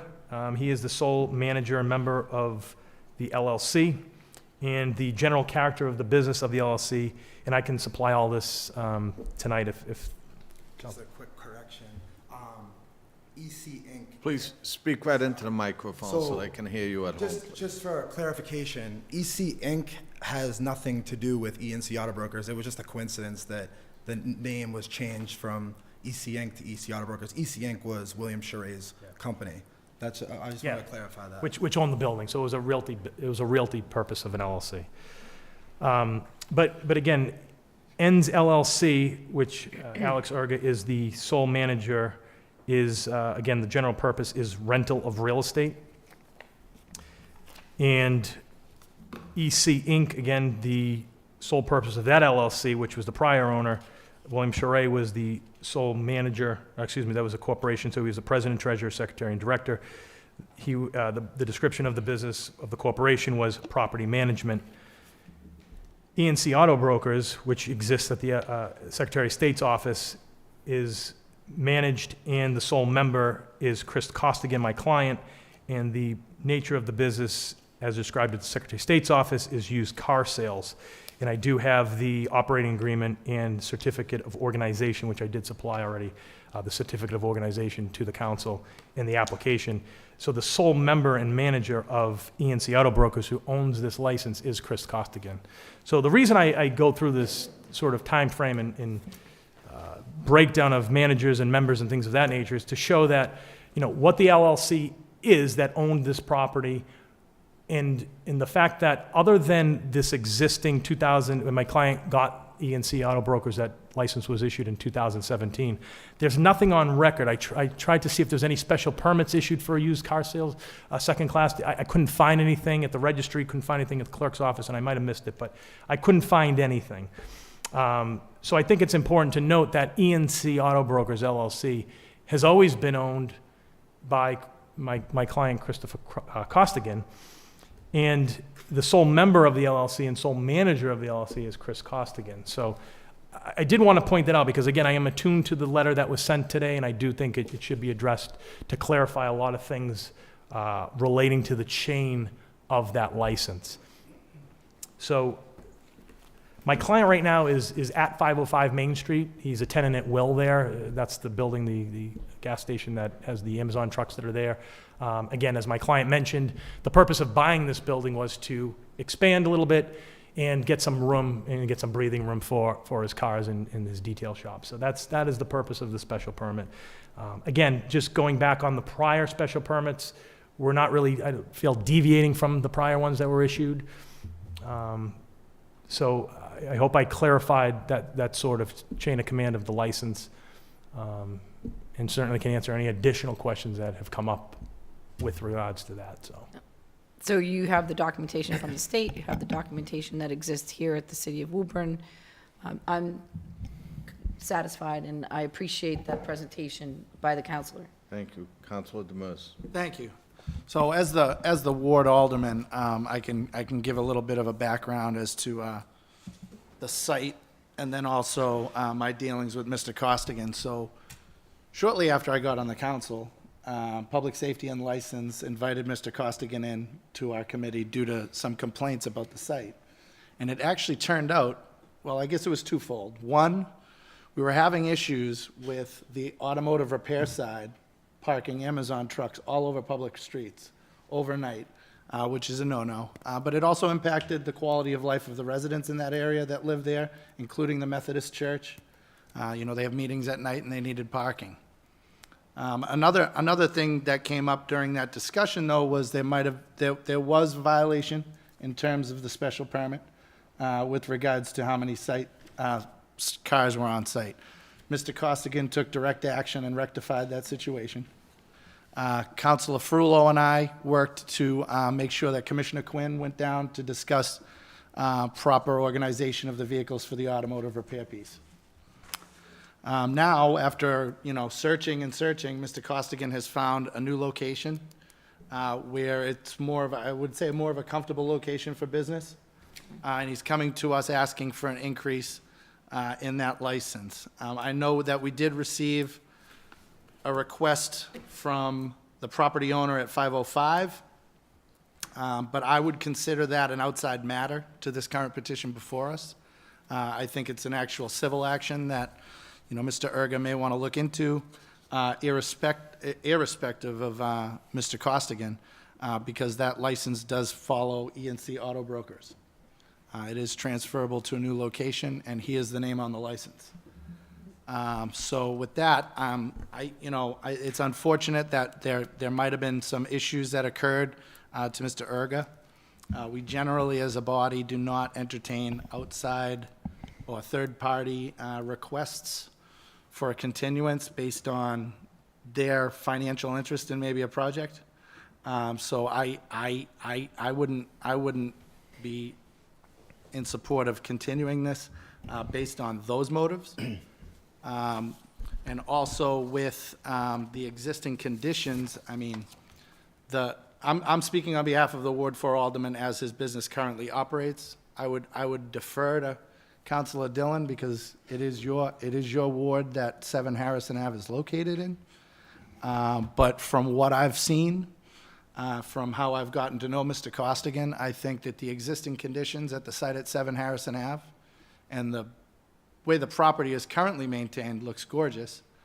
If there's no objections, having those existing conditions with the minor amendment for the hours of operation carry over onto this, I'd be willing to move this forward this evening. Thank you. Councilor Toro. Thank you.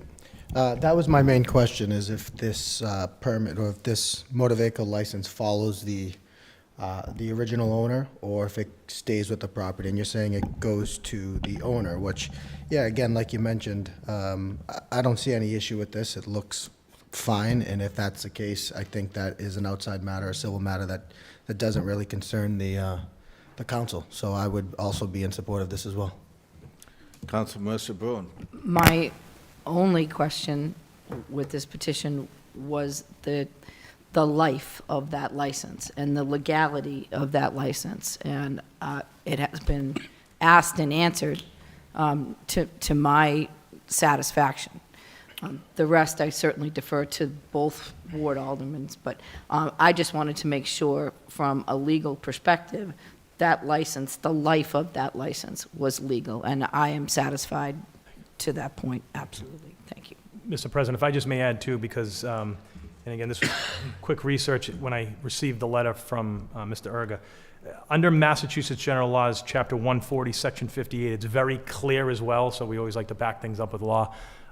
Licenses, first-class and second-class licenses are given to people and entities, not properties. It's very clear in the statute, so I just want to make that clear as well. I know it sounds like the council understands, but I just wanted to make that point that we have some, legal statutory backing for that as well, because we did some research on that this afternoon, so. Thank you. You're welcome. Councilor Viola. Thank you.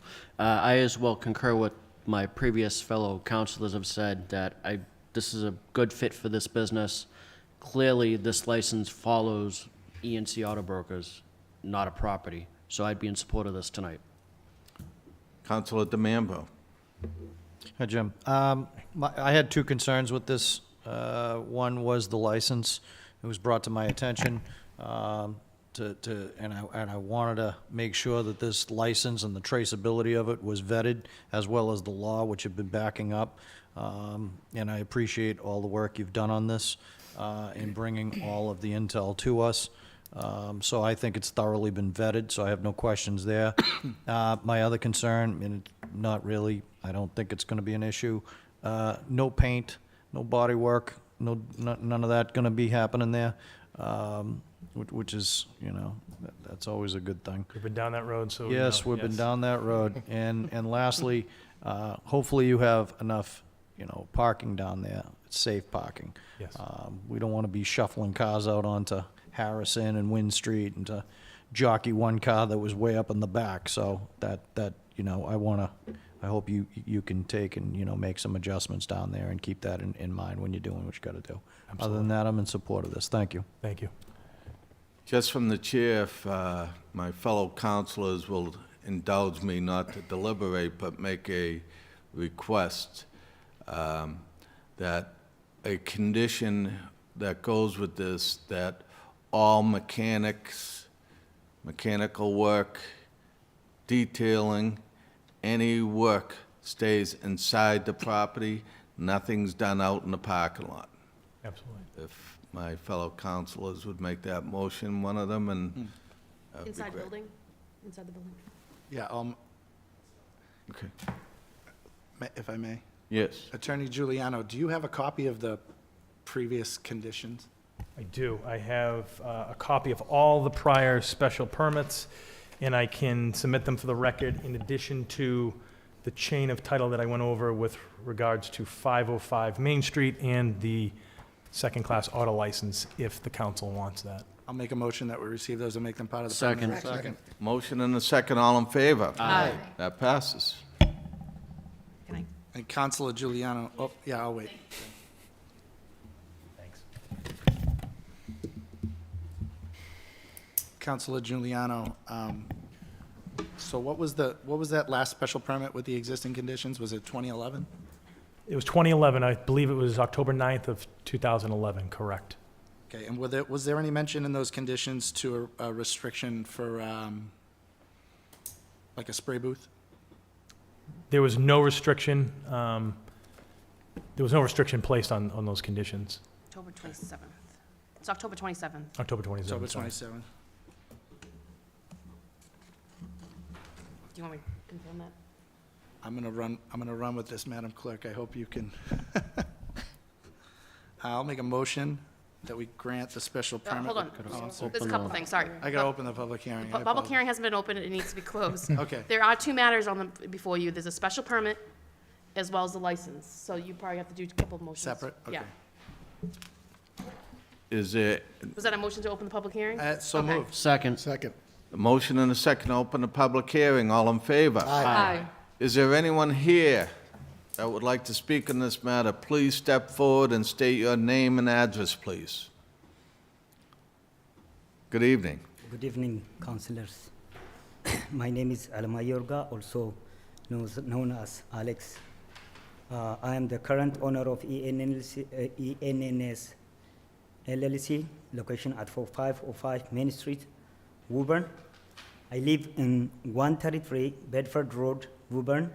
I own a property, Alex Auto and Repair, also Express Fuel gas station business. I purchased this property on June 12, 2023. I provide a letter to the clerk office asking to continue this hearing so that I can go more time to retain counsels. The car dealership operation by the petitioner is situated on my own property, 505 Main Street.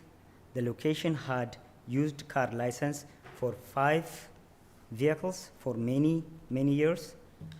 It is my understanding that when the dealership license was granted, the petition special permit was not required because the license was grandfathered at 505 Main Street. The license was valid until the petition moved. I argue that 505 Main Street should be kept the car dealership function. Strongly, I believe allowed to operate the car dealership license at the owner of 505 Main Street. I recently became aware that the city will hold earning on August 21, 2024. I have not had sufficient time to secure legal counsel. Thank you for your attention in these matters. Thank you, sir. Thank you, sir. Is there anyone else in the audience that would like to speak in this matter? Please step forward and state your name and address, please. How are you, sir? Good. William Charest, 143 Ocean Ave, Wells, Maine. I am the former owner of the property. When I first bought the property, we operated the used car license. And then I had a little falling out with my partner in the used car license, and he moved on, and I decided to lease out the gas station and the used car license. At the time, I leased out the license to Mr. Cadigan. There was an agreement written up, and it was registered with the city because the chair of the council at the time wanted to see it, that said that the used car license was going to be in E and C, but it would stay with the property. And Mr. Cadigan never, I mean, nobody was compensated for that license. So I feel that this is really slighting Alex, who paid, you know, he paid a significant amount of money for the property and the license. And this is sort of, no one gave him any notice of this thing happened like that. So, you know, I just think it's kind of an unfair situation. Thank you, Mr. Charest. Is there anyone else who would like to speak in this matter? How are you, sir? Good, thank you. Good evening. My name is Bill O'Connor. I live at 1 Glenwood Street, Woburn.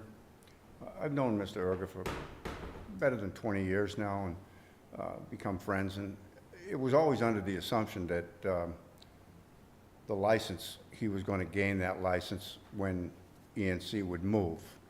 And he has the right of tenant at will or to lease the property to the dealership or the car dealership now.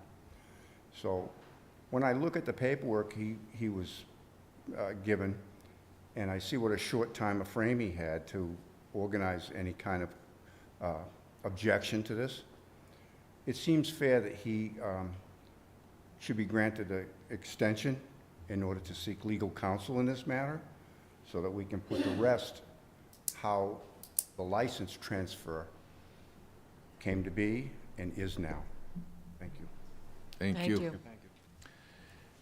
Is there anyone else who would like to speak in this matter? Please step forward and state your name and address, please.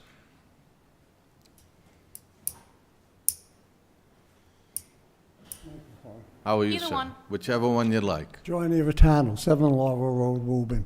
I'm a friend of Alex's and I'm an acquaintance of Chris. I have no problem with Chris, but I'm going to say this right out. He's in violation of that 5-car all day long. I've sat in his office when Alex has come in upset. You got to get the cars out of here. I got Amazon trucks here. I want to pack them out back. My customers can't get in, and he does nothing about it. Alex has always been under the impression when he purchased the property that license was with it, and he was just leasing the license while he was renting. He was supposed to turn that license back over when he left, if he ever left, and he doesn't want to do that now. That license is Alex's. You should give him an extension, let him get an attorney. If it doesn't work out here, they can take it into court. That's all I have to say. Thank you, sir. Thank you. Is there anyone else who would like to speak in this matter? Seeing no one. If I may. Yes, I Counselor just have a Mr. couple of Braun. questions. Attorney, through the chair, may I? Sure, please. There was a reference made to a document that was provided to the city, I don't, yeah. some document that said the license belonged to someone else and submitted to a chair. That's what I heard. Did I hear that inaccurately? A previous chair, correct. Right, a previous chair. to Correct. the- That's what I heard as well. And there is no documentation of this anywhere? Not that I could find at No all. documentation to the state? Okay.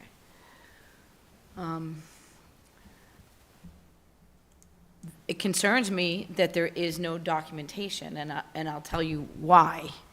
Because I've worked in this city for a very long time, and the person who was the previous clerk, there's nothing missing. You can go back 150 years. We have every piece of paper. And you can go back 4 years. We have every piece of paper.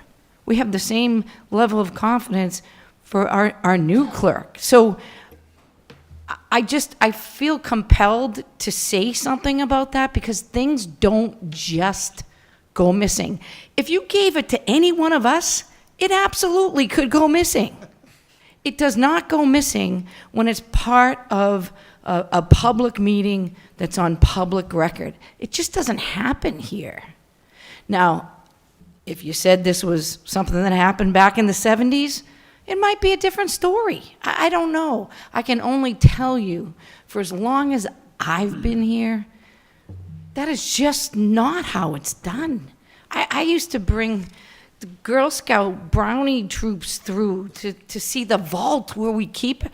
It just doesn't happen. So I'm concerned about that. If something happened that was a behind-the-scenes deal that was not, submitted the way it was supposed to be, it's unfortunate, but I don't think this council has a responsibility to do anything at this point. I mean,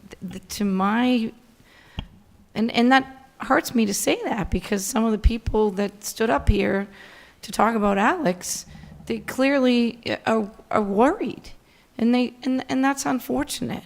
I just don't know that we have the grounds to say, let's continue this at this point. Thank you. Counselor Toro. Attorney Giuliano, what was the Mass General Law that you referenced in regards to that the second-class motor vehicle license goes with the entity as opposed to the property? Chapter 140, Section 38, I believe. Section 58, excuse me. Chapter 140, Section 58. Okay. Thank you. You're welcome. Counselor Demers. Just in going back, I think we might have skipped over one piece of information in terms of how Mr. Costigan originally obtained the license. Is there any background you can give us on that in terms of? I could have Mr. Costigan explain. Great. Yeah, there's nothing that is of public record. There's no documentation. I understand going back to the letters and agreements. I would just say to everyone, if there was one that existed, we would certainly have a different standpoint if there was one produced, but we're working with stuff that we investigated and we couldn't find anything, so, but I'll have Mr. Costigan speak on behalf of that.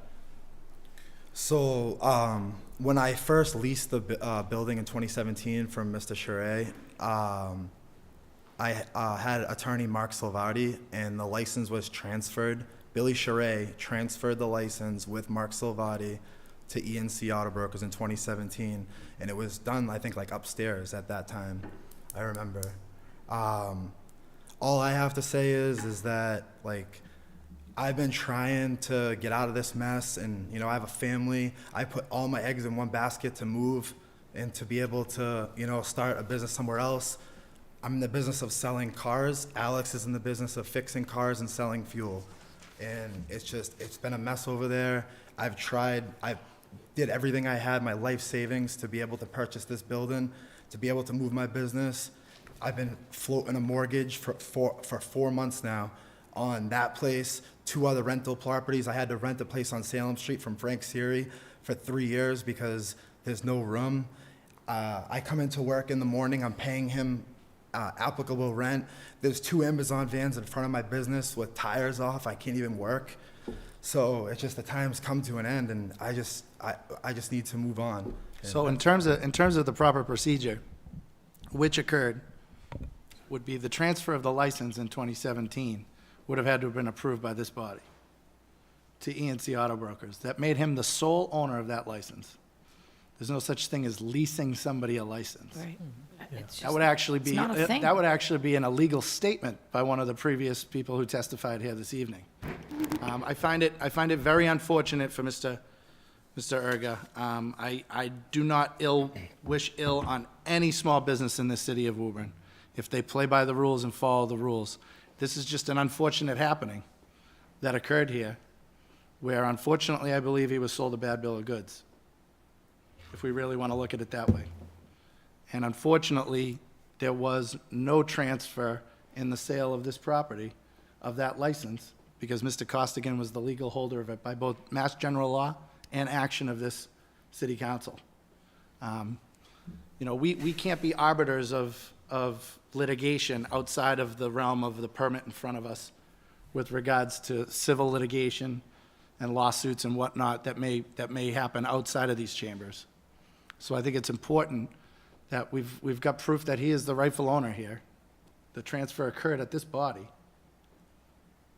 And he has an application before us wanting to run his business more efficiently and more by the letter of the law to make a living in the city of Woburn. I really don't know what to say otherwise.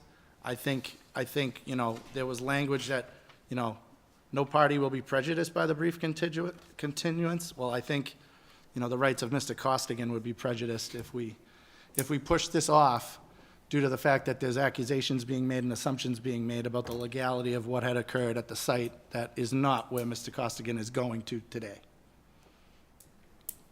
Thank you. Councilor Papalato.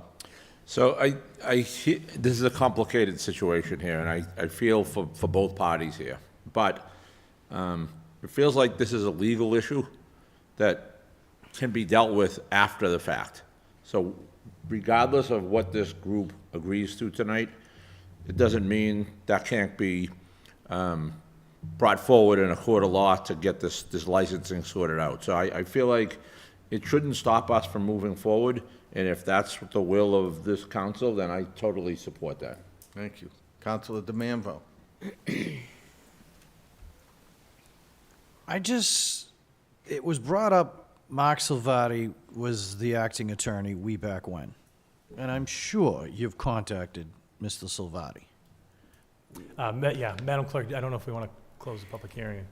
I don't think, do we close the public hearing for? No, we didn't. It's not closed, no. Okay, good. I have many times, yes. I talked to him more than I care to, so, but yes, more specifically on this matter, yes.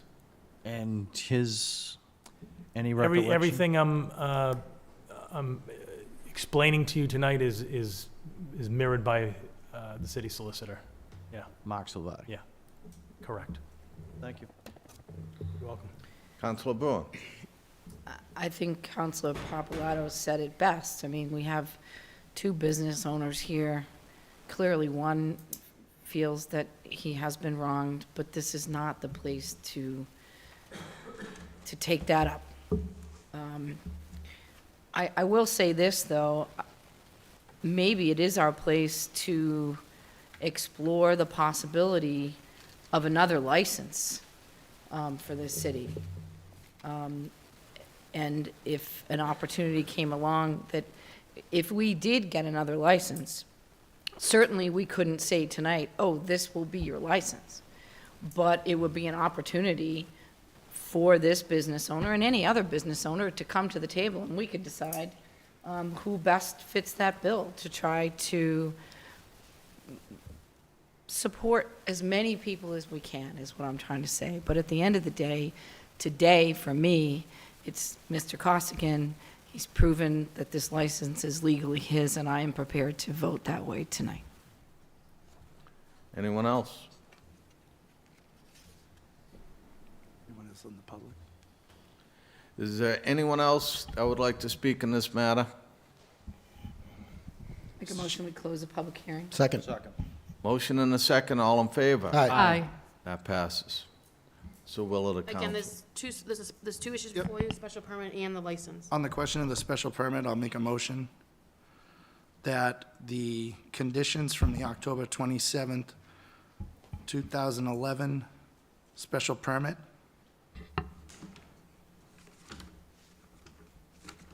Yep. with the amended condition of hours of operation. So, hold on, condition number.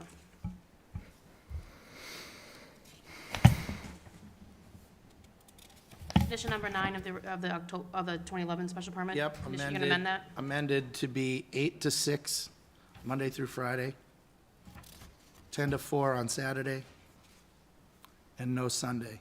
10 to 4 on Saturday, and no Yep. Sunday? Was number 9 the final one, Lindsay? No, there was 10 and 11. Okay, condition number 12. Well, it'd prohibit- be, I'm sorry. so you're adding another condition? Yes, I'm adding 2 additional conditions to those. So you're adding, logistically, the first condition you have is one, for this current one, is one, all former special permits, or all special permit Okay, yeah. conditions, that language. Correct, with the amended hours of operation. And, yes, number 2 would be, Prohibiting the use of spray booth and car no, painting? number 2 would be changing condition number 9 in the original special I'm permit. sorry, yes. And number 3 would be, Prohibiting use of spray booth and car painting? prohibiting use, what'd you say? Spray booth and car painting. Spray booth. And car, And an additional condition that all mechanical work on vehicles must occur in the garage? Thank you.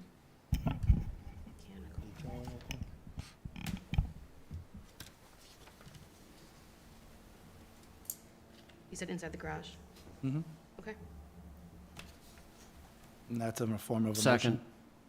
Motion and a second, all in favor? Aye. That passes. And I'll make a motion that the amendment to the license from 5 to 19 vehicles be approved. Second. Motion and a second, And the all, and the And the transfer to 7 transfer Harrison to Ave? 7 Harrison Ave, yes. there is a motion and a second, all in favor? Aye. Any opposed? Passes.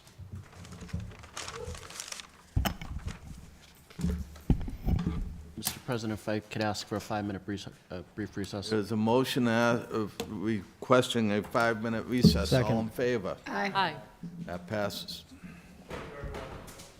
Thank you. Thank you.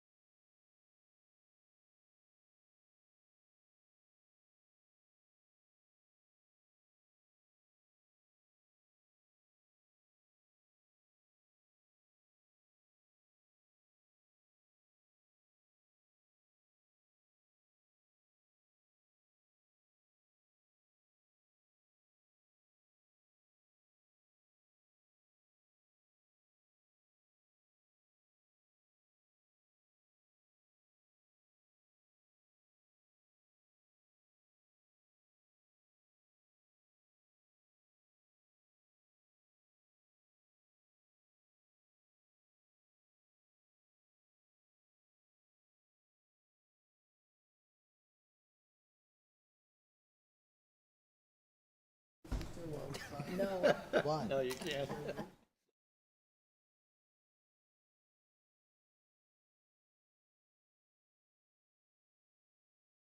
Order of business, all in favor? Aye. That passes. Thank you. Okay. Okay, good evening. One- Sorry. Hold on. Next item on the agenda is Campbell and Main Street LLC for a special permit under section 5.1.5, section 8.3.3, and section 12.2 to allow for 6 residential dwelling units above the first story in a commercial structure and 2 parking within the municipal lot at 477 Main Street. A communication dated August 14, 2024 was received from John Cashell, the planning director, and another communication dated August 9, 2024 was received from Greg Reum, the assistant city engineer, and those are the communications. Make a motion the communications be received and made part of the permanent record. Second. Motion and second, all in favor? Aye. That passes. Attorney Tybee, you have the floor. Okay, for the record, Joseph Tybee here on behalf of the applicant Campbell and Main Street LLC. With me this evening is Paul Conley, who is the developer, and Eric Zackerson, who is the architect of Context Architects. We do have copies of the PowerPoint presentation we're going to make this evening, we'd like to submit for the record. Make a motion to receive that, make it part of the permanent record. Second. Motion and a second, all in favor? Aye. That passes.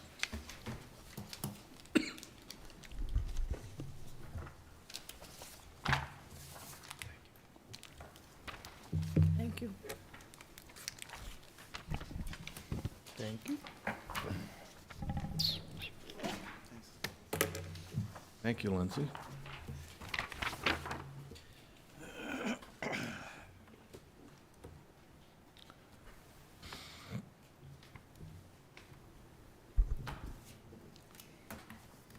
Thank you.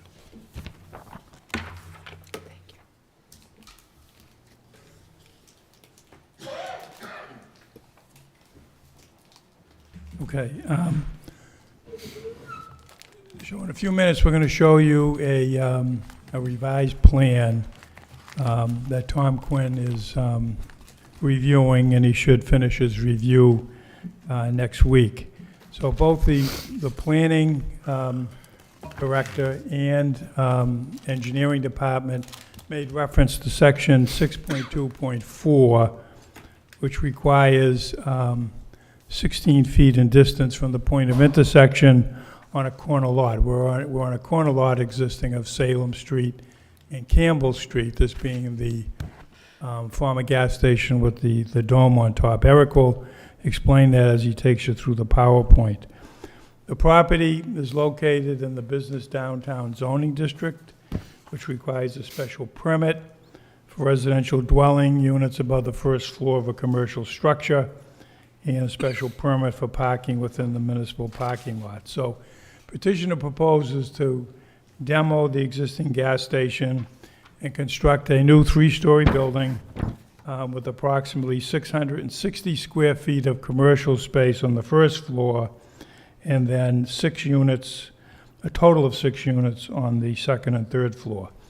Proposal meets all of the existing dimensional regulations of the business downtown zoning district, and petitioner proposes to provide 9 parking spaces on site and to utilize the municipal parking lot for 3 additional parking spaces in order to comply with its parking requirement. The residential units will range in size from 930 square feet to 1,235 square feet. Access to the residential units into the building will be provided from Campbell Street, and the commercial space from the southwest corner of the proposed building. Petitioner is very excited about this project. The building is a blight to the downtown, and this will certainly improve a key gateway to the city of Woburn. So what I'd like to do at this point is turn it over to Eric. He'll take you through the PowerPoint, which will show you the revised plan, the floor plans, and the proposed elevation plans. So, Eric? Thank you, Counselor. On the first page here, we Just identify yourself for the record. sorry, Eric Zackerson, the architect for the project. I work with Context. My address is 9 Sackville Street in Charlestown. The cover image here is to highlight the existing building there. It's the gold domed building is often referred to. As Councilor suggested, a 3-story, 40-foot tall building with 6 residential units above 1 ground level retail space, and there would be 9 parking spaces also on the ground floor. The setbacks, 0 required on the front and sides. 3-story maximum height is allowed, 40 feet maximum height is allowed, and the street frontage and width are also in compliance. So this is the building as you see it, with parking on a couple of sides of it, as well as at the intersection of Salem and Main Street, with the retail and along Main Street directly opposite. So this is a quick image of where we stand with the design at the moment. I'll come back to this because once we've explained the floor, each level of the floor plan, it'll start to make more sense. This is the ground floor plan where you see Salem Street and Campbell Street intersecting with Main Street. At the intersection here, there would be retail facing towards the street, giving a couple of big shop front windows facing out onto the pedestrian pathway.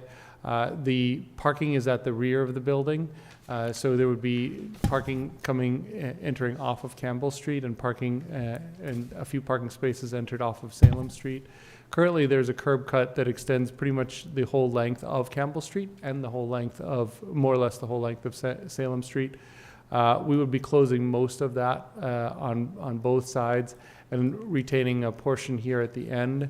And then this is a shared curb cut with the neighbor that we would also be kind of expanding while we remove all of the curb cut along here.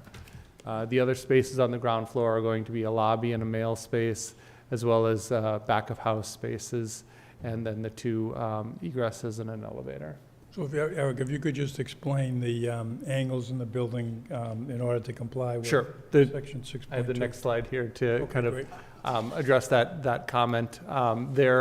And very valid comment that for traffic safety, want to make sure that we maintain those sight lines as cars approach or come off of Main Street. So the building on the lowest level has been shaped in such a way that a plaza area hatched in blue here would remain completely open, so that cars would be able to see, have a good commanding view of Main Street in both directions, or the other components of the street. So this is maintaining the 16-foot from the corner in both directions. So getting into the individual plans, you see the 660 square foot commercial space here on the ground floor, with the 2 kind of cutouts that we just talked about on the 2 triangles on the bottom. The residential lobby coming off of Campbell Street, and then the parking spaces here at the rear with 1 van accessible space, and then 8 other spaces. Above that, on the second level, we'll have 3 2-bed, 2-bath units ranging in size from 930 to 995 square feet. We include plan layouts to show how those 2-bed, 2-bath units work, but in every situation, it is a primary suite with a second bedroom and a the public bathroom that is shared with the living kitchen space, and then a small corridor that organizes the building. The level above, the 3rd floor, is very similar, with the exception of that this is our loft level. And so each of the units on the 3rd floor has the same footprint, but has a loft space which is open to the living kitchen area below, or sitting above the kitchen but open to the living space below. So for example, in Unit 4, you've got the same footprint, but then as Unit 1 below, but then there's a staircase leading up, and then from there a staircase leading up to the roof deck. Similar situation on loft level 5. And then we have plans that show how those loft spaces work. The intention is that the loft space has a handrail, but is a continuation of the level below that. And we also use a small portion of each primary suite as a storage closet above the main closet for each of those. So this is that level that we had here is really, as I said, is a mezzanine as defined by the building code above each of the units on the third floor.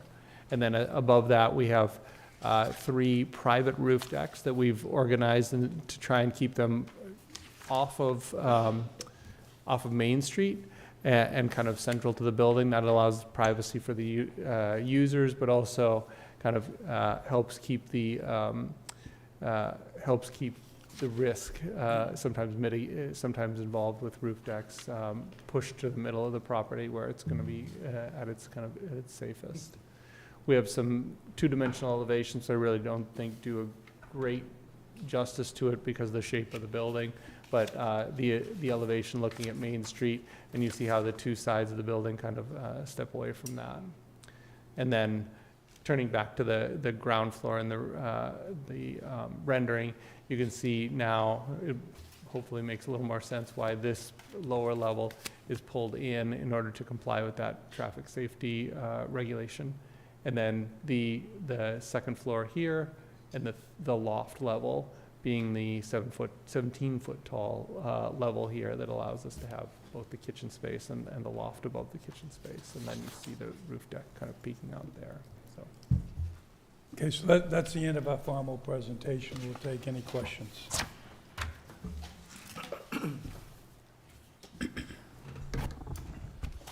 Questions?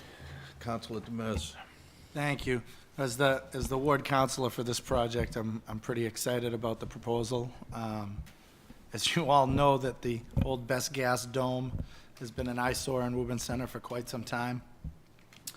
So I'm very excited to see this project move forward. I'm very excited that a lot of the parking has been contained on the site. As you've heard from previous, and I could probably let Clerk Higgins know just to copy my notes from my previous rant, rather than getting carpal tunnel doing this again. But I think the parking containment on site, and then just the use of 3 spots, especially with the newer lot at the end of Mans Court going to be opening soon. I think this is something to be excited about. I know there's probably going to be tweaks along the way. We'll have to get this to committee. I'd love to hear what the department heads have to say, and then, just off the top of my head, I know we may need to do some traffic markings for the Salem Street side parking access, just to make sure we have a do not block, or the blocked square on the ground to make sure that folks can get in and out. But I'm really excited to roll up my sleeves and get to work on this, and hopefully we'll get something good that everybody can be proud of. So, thank you, Mr. Chairman. Thank you. Councilor Viola. Thank you. Joe, the soil and everything that's below that proposed building, has that been tested to make sure nothing's leached into it? I'll have Paul address that. Paul, if you just identify yourself for the record.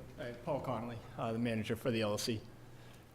So we reviewed a 21E when we purchased the property that essentially said it had been mitigated completely, and there's a closed out matter on the property itself.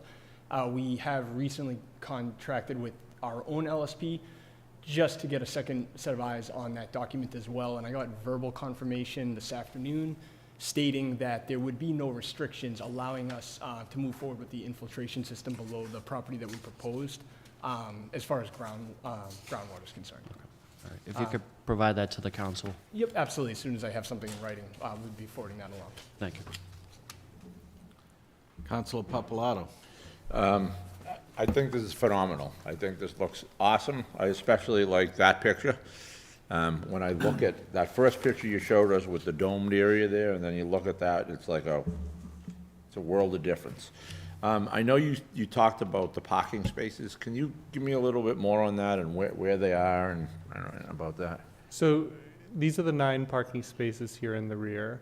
The intention is that you would come down along Campbell Street, actually come this direction on Campbell Street, and you could park in these spaces. Understanding that these two are tandem, These two are tandem. Those would be sold to one of the unit owners. Is that a parking lot back? Is that what that is, or that's what it will be? It's under the building, right? It's where the building is right now. It's where the building is, okay. Yeah, so the building sits back in this portion right here. No, but when it's completed, is that gonna be open? or is Under it- the building. Oh, sorry, yes, that will be underneath the building. Oh, under the ground? Yeah. Okay, No, got not it. underground, on the first floor, First floor of the, but it's under the second, third, and fourth floor. So actually, I think you can maybe see it in the rendering here. It's this zone right here. So you see the back wall that holds up the building, but there'd be parking right in got it. there. And so then you have 3 other spaces here where you enter off of, you park these off of Salem Street. Okay. Fantastic, thank you. Councilor DeManvo. I have to say, I like it, and I'll explain why. I can't get over what you packed into that building. I'm like amazed. I saw this rendering about a month and a half or 2 ago, and I was shocked when Commissioner Quinn showed me the plan. I was amazed at what you tucked into that. Yeah, we could probably work on the color scheme on the exterior, but other than that, I like it. I mean, I really do. I mean, providing we're going to go through all the department heads, and they're gonna throw their questions at you and concerns and demands. But so far so good. I like it. My hat's off to you. Thank you. Councilor Campbell. Yeah, thank you. I want to commend you for the work that was done in fitting the parking places in the actual building. This is what I'm talking about, especially with our past petitioner. So thank you for that. I mean, that's 9 spots, which is really, really great. Maybe I'm the only one. I'm going to miss the dome. I know it's been in disrepair, but I really was hoping that somehow it would be restored, and there would be like a Woburn little tourist, building there or something. But I know that's not realistic. It really is falling apart at this point. Nice design, and really, once again, very well thought out, with viewpoints and being able to get in and out of Salem Street and Campbell Street. And once again, the idea that you were able to get 9 parking places in that small area. So once again, I commend you. Thank you. Councilor Mercer-Bowen. Thank you. I think this is wonderful, the concept and it's time finally, and I commend the Councilor Demers for working with you. But I have to say, I'm not crazy about how the building looks. I'm sorry. I'm not quite there yet to say I love it. The size doesn't bother me.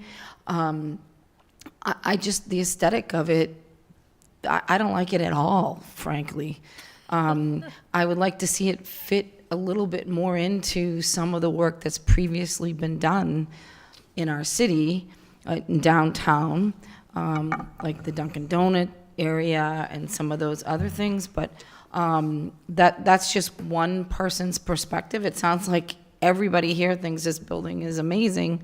Again, I take no exception to the size of it. It is taller than what we would normally allow. It just looks a little too industrial to me, and for our downtown area. But I'll defer to others. I would just like to see something. Well, maybe Councilor DeMambro hit it on the head. Maybe it doesn't have to be a change of materials. Maybe it could be a change of the color scheme. I mean, I'm thinking brick, but I know that's probably a pretty expensive thing to consider. But maybe you might want to look into it. Just saying. Absolutely. Thank you. Thank you. Yes, Councilor Fawulo. Is there another project that you've done that looks like this? I've seen this somewhere. Is it the Hood plant, the Hood in Charlestown? Looks like this. With the color and the design? Not that we have done. is maybe a little similar to 347 Maverick in East Boston, I think it's great. but not with something that's this elevated above the ground. Yeah. I'll find a picture before you come back. Okay, fair enough. Anyone else?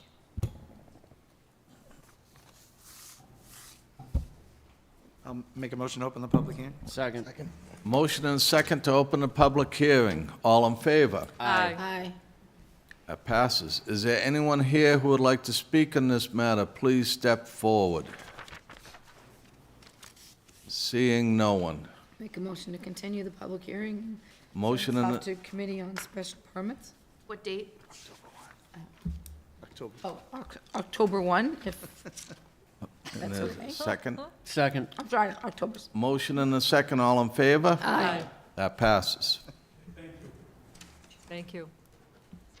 Next item on the agenda we have is 317 317 NB Development LLC for proposed zoning amendment to section 5.2.1.4 to include language regarding New Boston Street Bridge permanent easements and allowing such access easements to be deemed conforming for legal frontage and legal access. We have not received a planning board recommendation on this yet. Thank you.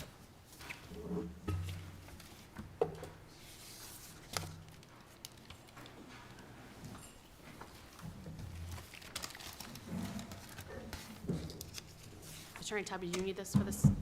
No. Attorney Tabby, you've had a busy night. You have the floor. Yes, thank you. I'm here on behalf of 317 NB Development LLC.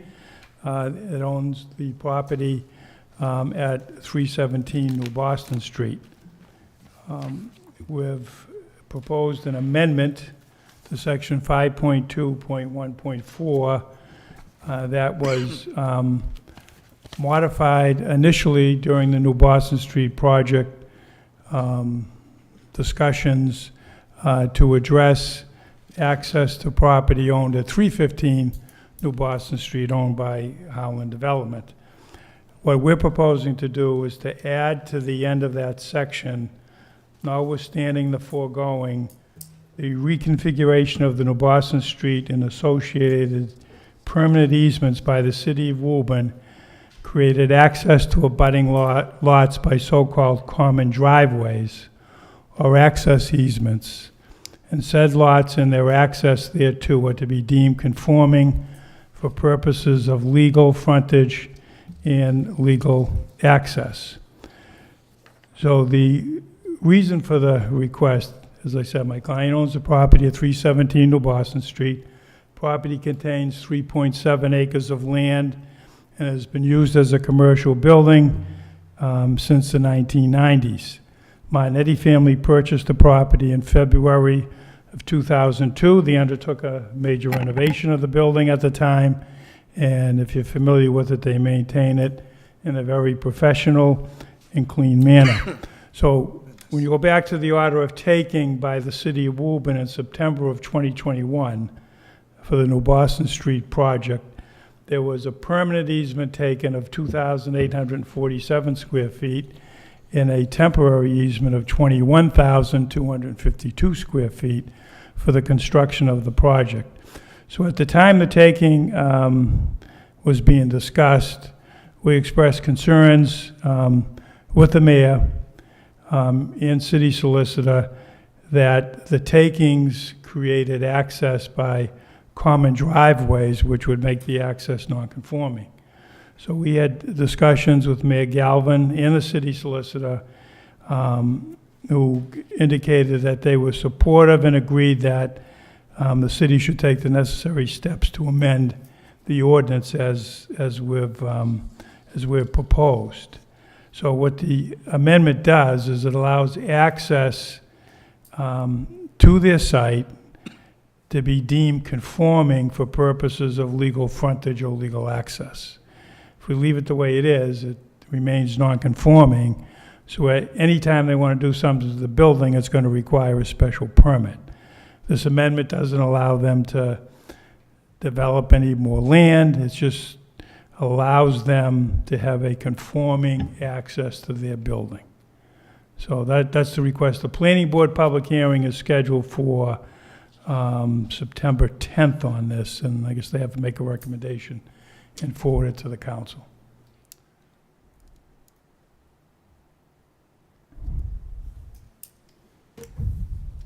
Questions for Attorney Tarby? Make a motion to open the public hearing? Second. Motion and a second to open the public hearing. All in favor? Aye. That passes. Is there anyone here who would like to speak in this matter? Please step forward. Seeing no one. Make a motion to continue the public hearing to the regular meeting of the city council on October 1st, and that the matter be referred to the Committee on Ordinance, Charter, and Rules. Second, and on the motion, Yes. send a Councilor communication to Attorney Salvati and ask his opinion in terms of any repercussions this could have for the city in terms of this request. Second. Second. Motion and a second. All in favor? Aye. That passes. Thank you. Thank you. Sorry, you need one more, because Yes. Darlene's was an amendment, so I need another Oh, motion. I need another call. Make a motion to No, continue. there's the motion's on the floor. The main motion's on the floor now. So motion and a second. All in favor? Aye. Aye. That passes as well. Thank you. Thank good, you. Lindsay. I was slow there because I'm a little tired. Thanks, JP. Thanks, JP. Next item on the agenda we have is Woburn Madison Holdings LLC for proposed zoning amendments for Section 2 definition of mixed-use hotel restaurant to include or more contiguous development lots, and 2, Section 6 and Section 6.1 notes to the table dimensional regulations to add footnote 6, III, Woburn Landing, i.e. the parcel of land located at 369 Washington Street containing a mixed-use hotel/restaurant use. Planning board has not met on this yet either. Okay, for the record, Joseph Tabby here on behalf of Madison Woburn Holdings.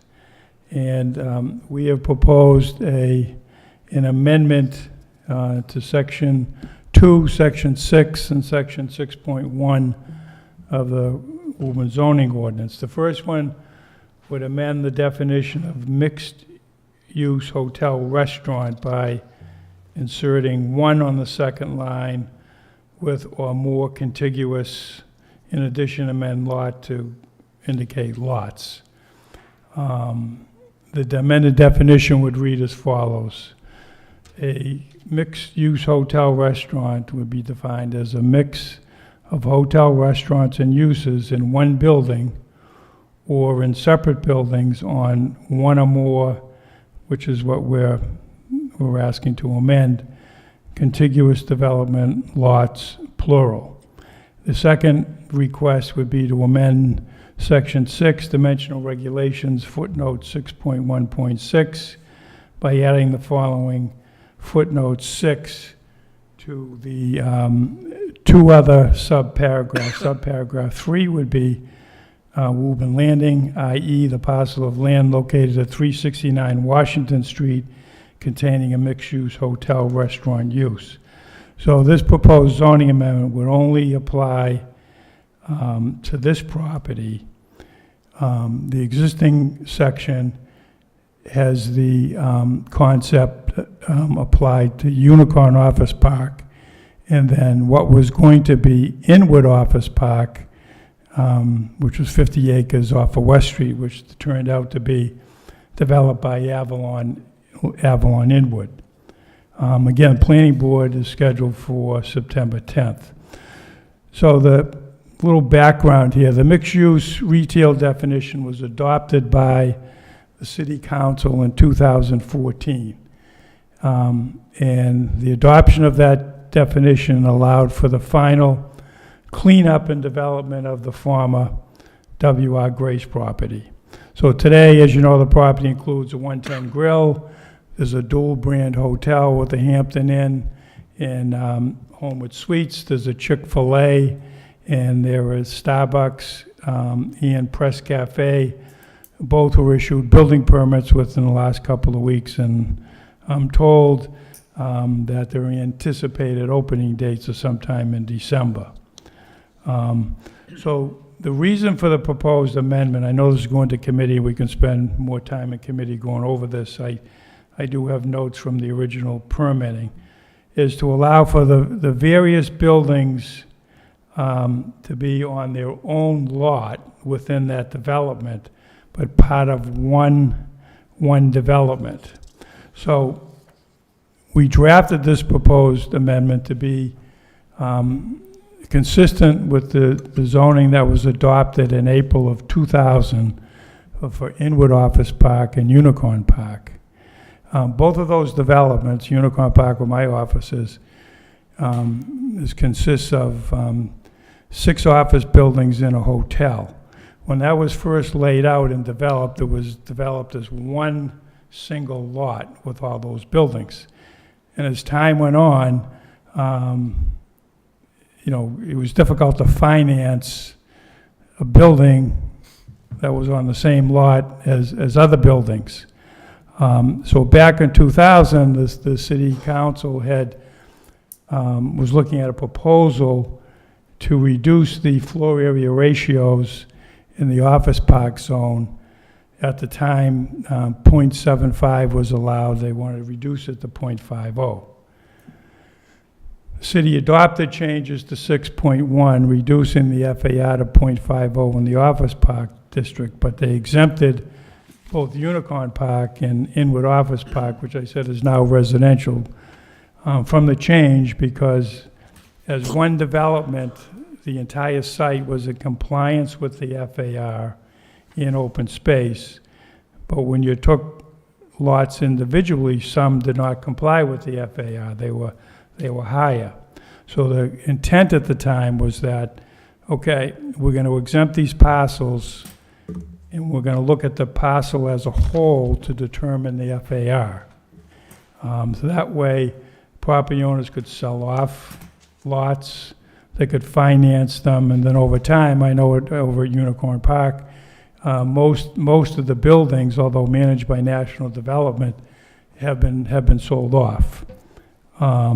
So this approach we're using with Woburn Landing is the same approach that we've used there. I know it sounds a little confusing, but maybe we can get the committee, if I bring in some plans, it might be easier to understand it better. But I just want to stress, once again, that this amendment would only apply, as we've said in the amendment, to 369 Washington Street. You couldn't use it anyplace else. Councilor Mercer-Bruin. So as you said, we are going to go to committee. There's a lot to unpack here, and I and we all need to collectively understand what the impacts could be of doing this. Now, I understand we did it at Unicorn Park, but that was a whole different ballgame than what we're talking about over here. You can make your case in committee, but there could be implications with Tower Office Park. We could have implications with other property owners that abut this property with this change. We cannot do this until we understand all of it, and there's too much right now to decide that. So I will ask that we go to committee. I'll of course get to work and do some of my own homework and meet with our city solicitor, as well as our building department, to go over some of these things, and I'll bring some information back to the council when we go into committee. If that sounds okay. Anyone else? Take a motion to open the public hearing? Second. Motion and a second to open the public hearing. All in favor? Aye. That passes. Is there anyone here who would like to speak in this matter? Please step forward. Seeing no one. Make a motion to continue the public hearing to the regular meeting of the council on October 1st, and that the matter be referred to the Committee on Ordinance, Charter, and Rules. Second. Motion and a second. All in favor? Aye. That passes. Thank you, Attorney. Thank you. Next item we have under committee reports from the Ordinance, Charters, and Rules on the order to amend Woburn Municipal Code, Section 2-174, Rates of Service for City Ambulance Services. A committee report was received, ought to pass. Make a motion the committee report be adopted. Second. Motion and a second that the committee report is adopted. All in favor? Aye. That passes. On the order to amend Title II, Administration and Personnel 34, Section Your Roman numerals. My Roman numerals is it. Engineering Department, committee report was received, ought to pass. Make a motion the committee report be adopted. Second. Motion and a second, all in favor? Aye. That passes. President, I'll also make a motion that we send the HR Director of Communication to post and advertise the city engineer position. Second. Motion and a second, all in favor? Aye. That passes. From the Committee on Special Permits, on the petition for CCF New Boston Property Company LLC for minor modification to special permit dated December 26, 2023 to update the site plans of record to plans dated July 31st, 2024 at 216 New Boston Street. A committee report was received, ought to pass, conditioned upon the receipt of email correspondence from J. Duran and J. Corey regarding the utilities for the site. A communication dated August 19th, 2024 was received from Attorney Joseph R. Tarby regarding 216 New Boston Street with an attachment. Make a motion the communication be received and made part of the permanent record. Second. Second. Motion and a second, all in favor? Aye. That passes. We receive those? You received the communications? Yeah, just for July clarification, we 22nd. got the memos from, Yes. okay, so we're good to go? Yes, we received them. Thank you. On July- I didn't see it. in It my was file. dated I'll make a motion the minor July modification be 23rd, granted. forwarded by the Second. attorney. Thank you. The motion and a second, all in favor? Aye. That passes. Next item on the agenda we have is communications, the parking clerk report for July 2024. Make a motion the matter be received and placed on file. Second. Motion and a second, all in favor? Aye. Aye. Passes. On the appointment of Susan Cashel to the Woburn Housing Authority. Make a motion the matter be referred to the Committee on Personnel. Second. Motion and a second, all in favor? Aye. That passes. Make a motion to suspend the rules and add the next two items to the orders of the day. Second.